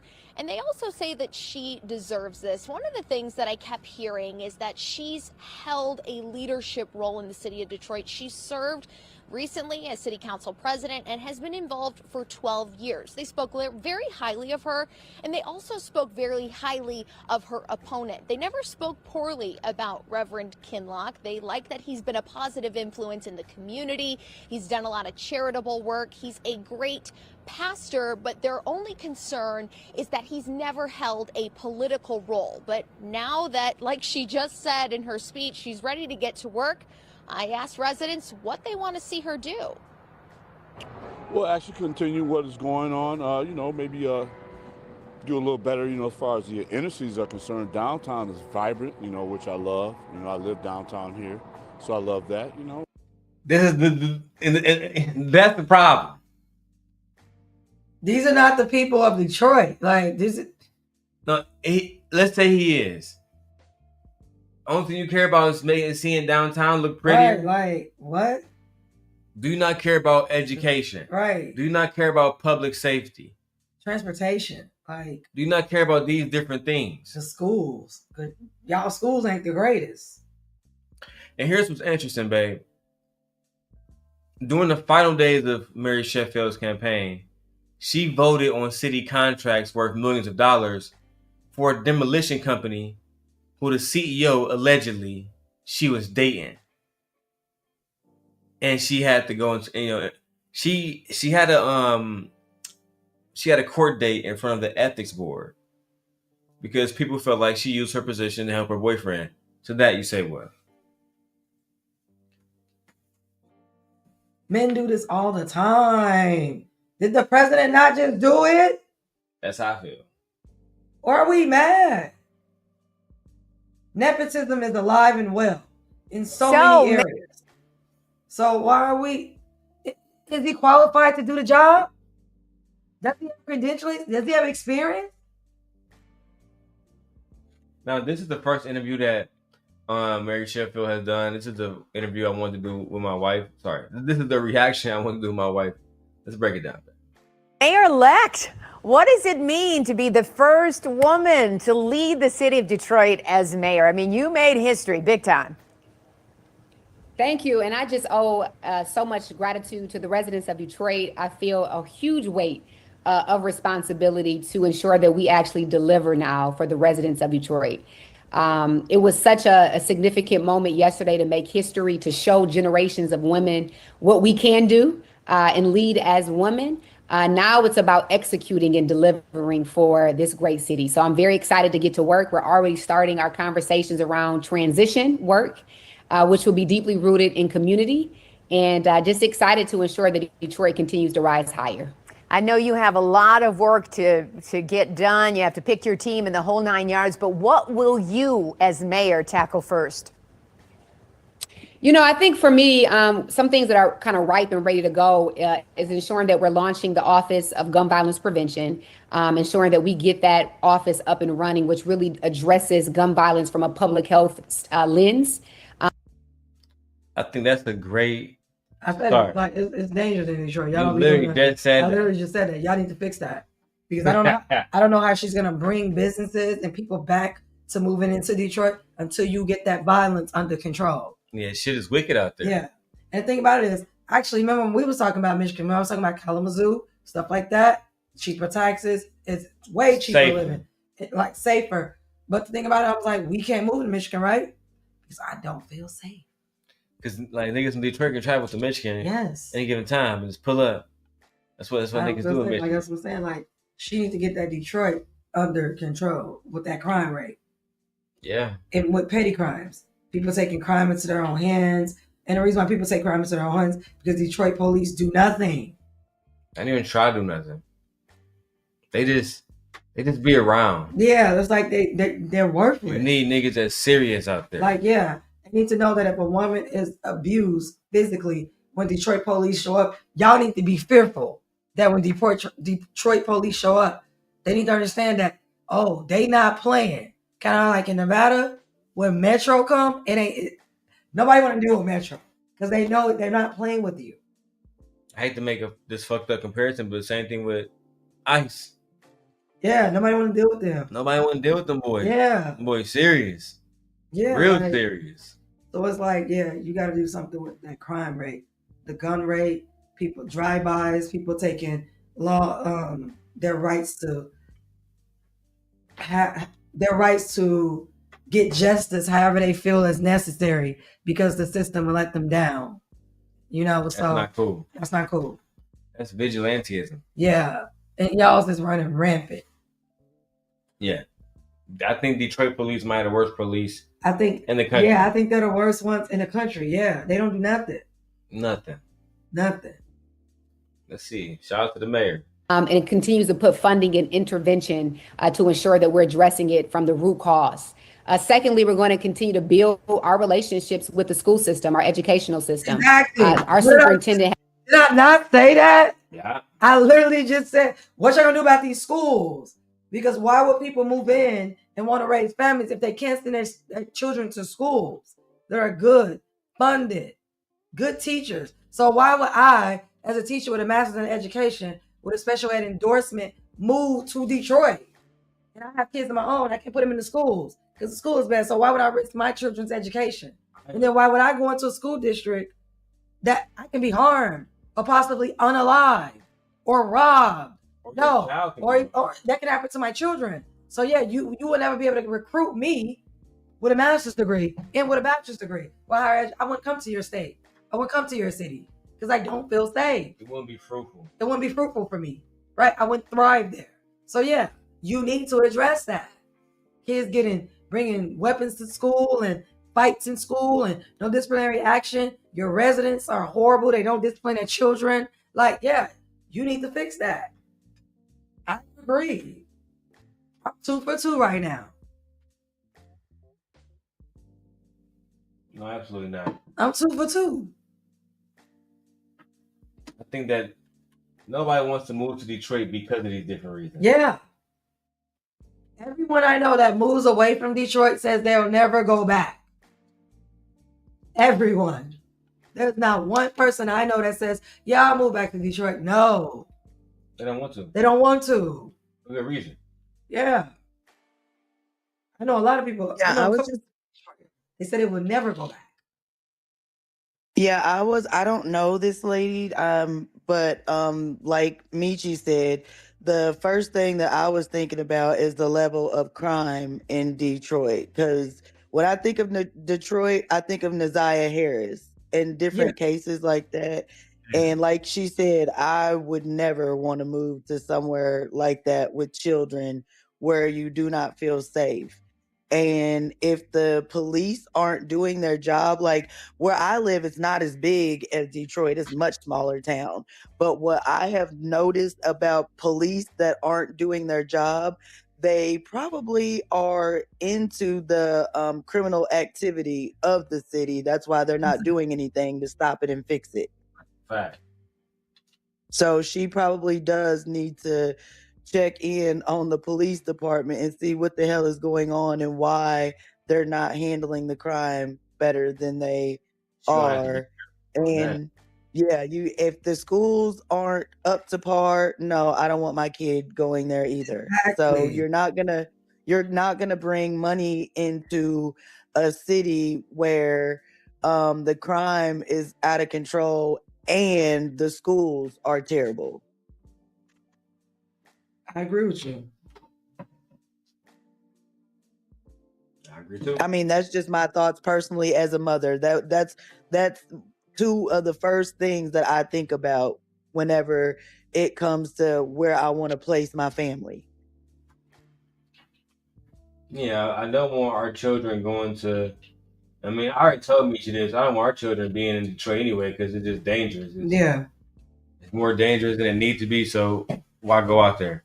But let's listen to more what the mayor-elect had to say. Has been very clear about some ways that we can be a greater partner in improving the outcomes of our youth. And we're very eager to be more hands-on with our educational system.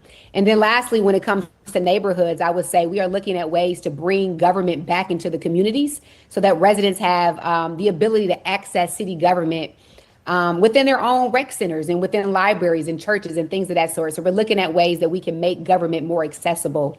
And then, of course, within the first 100 days, we are going to spend as much time as we need to really assemble the best and the brightest around me. In order for me to be successful and this administration to be successful, we have to have the best and the brightest. And we want to make sure that we are assembling a phenomenal team to move Detroit forward. Excellent. Your motto, Rise Higher, has resonated really with all of Detroit. What's your plan to help Detroit and Detroiters rise higher now? Well, we are going to build on the foundation that has been laid. And I think Detroit spoke loud and clear that, yes, we see progress, right? You can't deny that Detroit has made tremendous amount of progress. The foundation has been laid. But now it's how do we take it deeper into our neighborhood so that more opportunity reaches more families in more neighborhoods. And so we're going to fill in the gaps. Mary, let me help you out. Because I don't know what that means. I'll help you out. Because I'm from Detroit. How you gonna help them rise? Gentrification. I was just gonna say that. You're gonna move. When you say you want to help it get in between the neighborhoods, you're gonna have to move people out because there's some people. Remember what I told you about downtown? Yeah. All white people. Yeah. They just put the first Apple store there that's ever been in Detroit ever, downtown. It's all white people down there. If you want to help the neighborhoods out, you need to invest into the actual neighborhoods and the people that live there in the same way that you invest into the people that live downtown. That's all I'm gonna say. If you're from Detroit, you know exactly what I'm saying. And some people some people are gonna have to go. Some people are gonna have to go. Yeah, they're gonna have to go because some people are not. There's a lot of people thriving off the way Detroit is right now.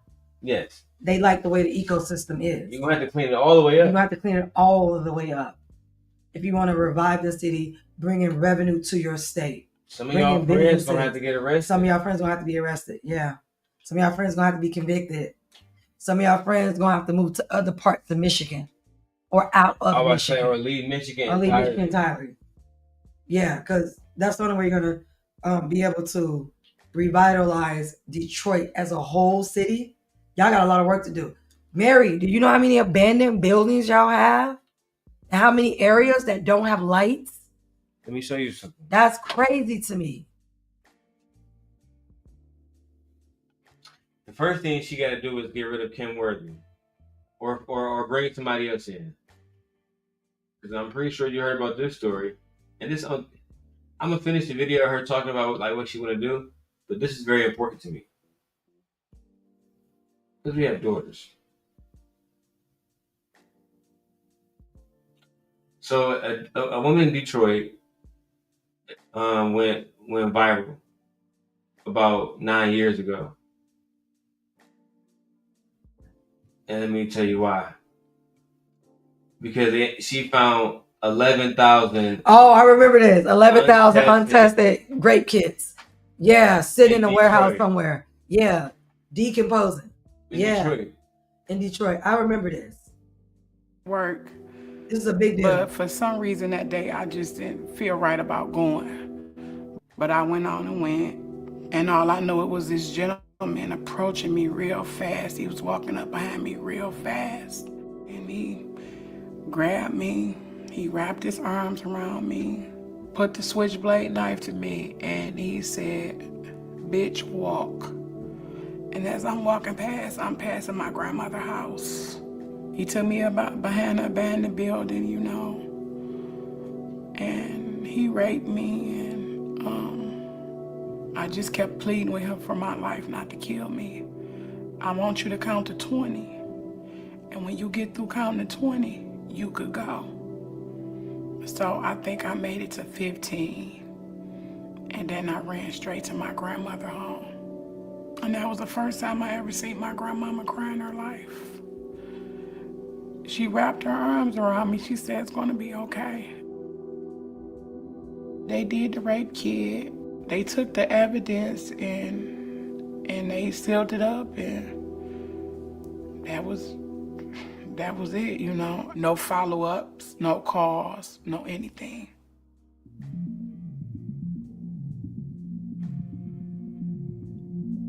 I've never been soft on crime. Almost 12,000 untested grape kits was found in a Detroit warehouse abandoned, never had been tested. The woman you just heard from was one of the victims. Dragged. Somebody put a knife out on her, put it to her face, raped her. And how much you want to bet a lot of those kids were majority, if not all, women? Of course. Yeah. Of course. And when I say women, there's little kids in there. There's young girls in there, young boys in there. I'm not going to talk too much about Kim Worthy right now. But I just want to point this out right here. I'm going to put this on the big screen. 81% of untested grape kits in our city belong to African American women. The least protected amongst all women. Yeah. 81%.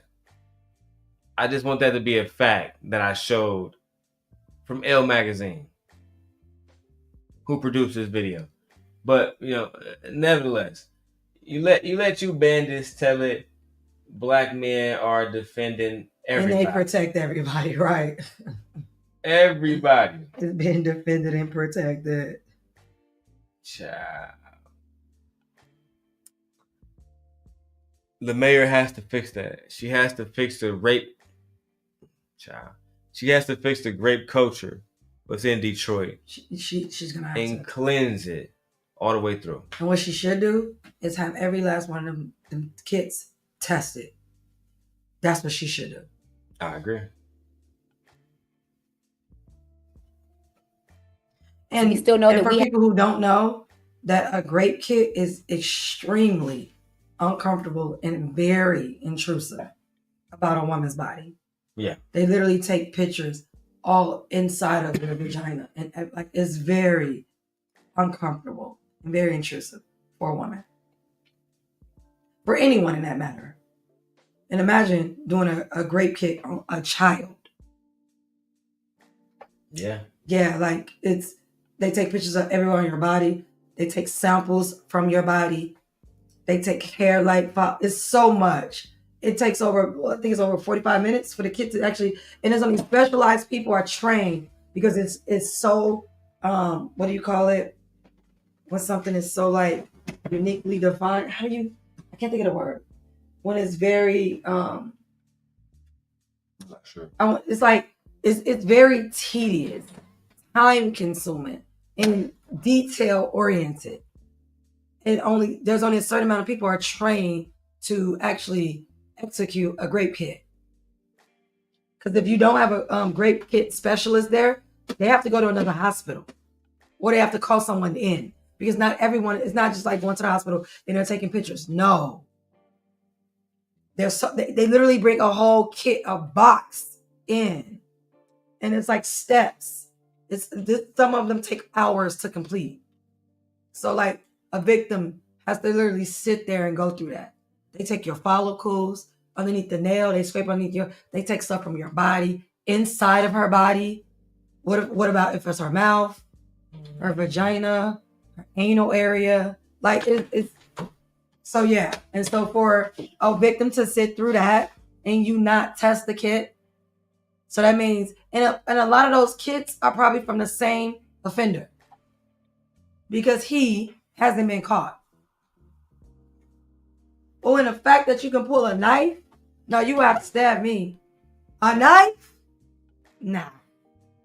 Like I was saying, this is part of the reason why I believe the mayor, she has to actually do something about this. Do something about these type of things. Yeah. Let's hear everything else she says she's going to work on.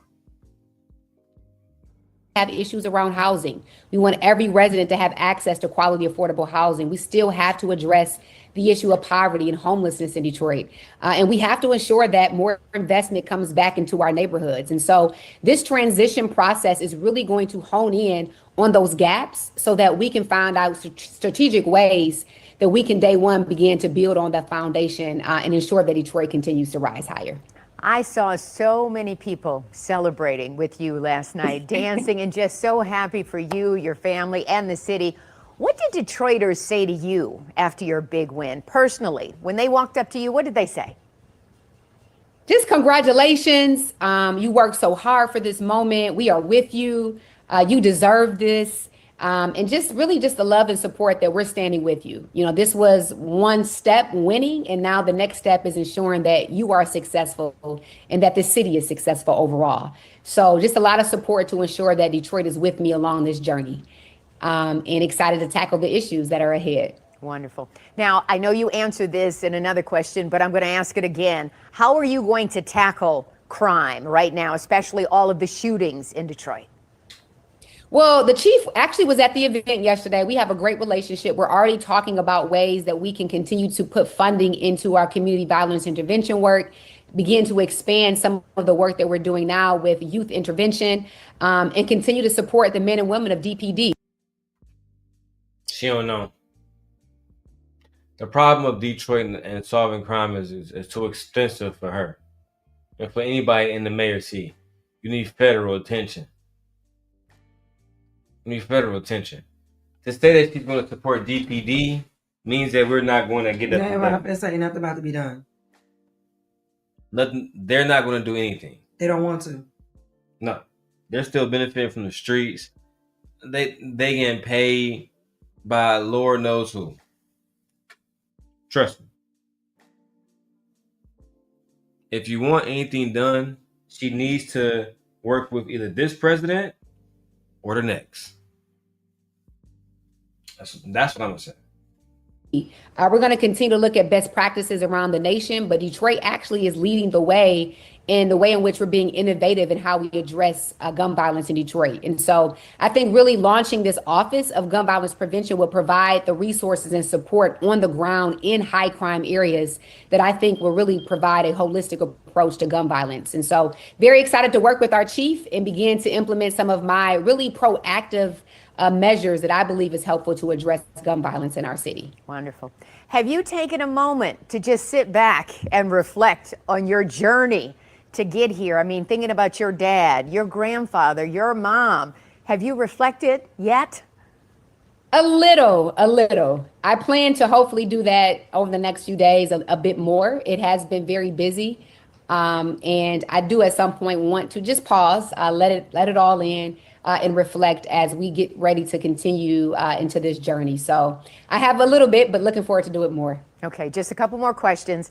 Pastor Kinloch congratulated you, but said, I don't want her to forget about the little people. How will the two of you work together going forward? I know you told me personally, he's been in your district. You all have worked together. I don't care about Kinloch. I'm done. Babe, what are your thoughts? Because I'm not. Why is she being asked about this man who she was running against? Babe, what are your thoughts about this black woman becoming Detroit first mayor? Who is the woman? Like is it a big deal?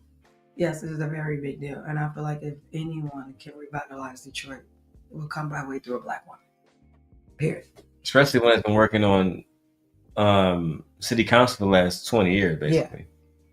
So she understands the population. And that's not a high paying job, too. If people saying she's rich, she's not her father. Right. She's not. Stop comparing her to him. Yeah. She's here on her own merit. Correct. Yeah. Correct. She's putting a lot of work. And this isn't nepotism. She worked for this. She's putting more work than her father has. Yeah, this isn't nepotism. Yeah. Like politics. Yeah. That's a fact. Yeah, this is not nepotism. And they got the church on lock. Yeah. She earned her seat by meritocracy. I like how this went today, man. Good job, Sex. Good job. Good job. Okay, well, come on, because I need you to find my stuff, my before I can go let in. And I gotta put our baby high chair together. Yeah. Come on. We got stuff we gotta do. Black Dahlia, what's your thoughts, my mom, before we get out of here? I'm just hoping that the mayor gets the support that she needs in order to be successful, because the city of Detroit really needs it, and people are gonna be looking at her like with a microscope because she is the first woman. Yeah. Yeah. And Not only the first woman, but because she's black. Exactly. And she's a black woman. Absolutely. Yes. So that's what I'm saying. I hope that she really gets the support that she needs in order to get the stuff done that she really wants to, because the city needs it. So I'm happy for her, and I hope that she's successful. Do you think, babe, that Anton's going to cover this, considering he's in Detroit? If she's doing poorly, yes. Damn. If she's doing poorly, that's what I was thinking when I was saying I hope she gets the support that she needs. He never wants to highlight black women in any capacity unless he has something to do with it. Right. Unless he putting them in a position to win. Exactly. That's what I'm saying. So. All right. With that being said, me and my wife getting out of here. I appreciate y'all watching us. We back on YouTube. We getting popping on here. Collectively, we got 46 people watching. I think that's a good thing. Hey, y'all. I wish we could have more feedback in the comments, but we'll work on that. Yeah. We gotta be consistent. When we get to 1,000 people, hopefully at least 100 of y'all say something. You know what I'm saying? With that being said, listen, I love y'all. Thank y'all for watching. Shout out to Mayor Sheffield. We love you. Big Sean and Jhene Aiko. Very sad to hear, but it is what it is. You know, the signs were clearly there. And KaiCanet and the situation with Gigi, very messy. I think KaiCanet should stay out of it or correct the situation by showing her mom some love or something and give her bro, you make $12 million in a month. Pay her to be quiet. Yeah, give her $500,000. Exactly. It's like you can buy yourself, like, do something. Like, come on. I'm saying, I don't know. Sitting around doing nothing is not a solution either. So you gotta do something. But that's my thoughts. That being said, we are out of here, y'all. Good night, y'all. Hi, Black D.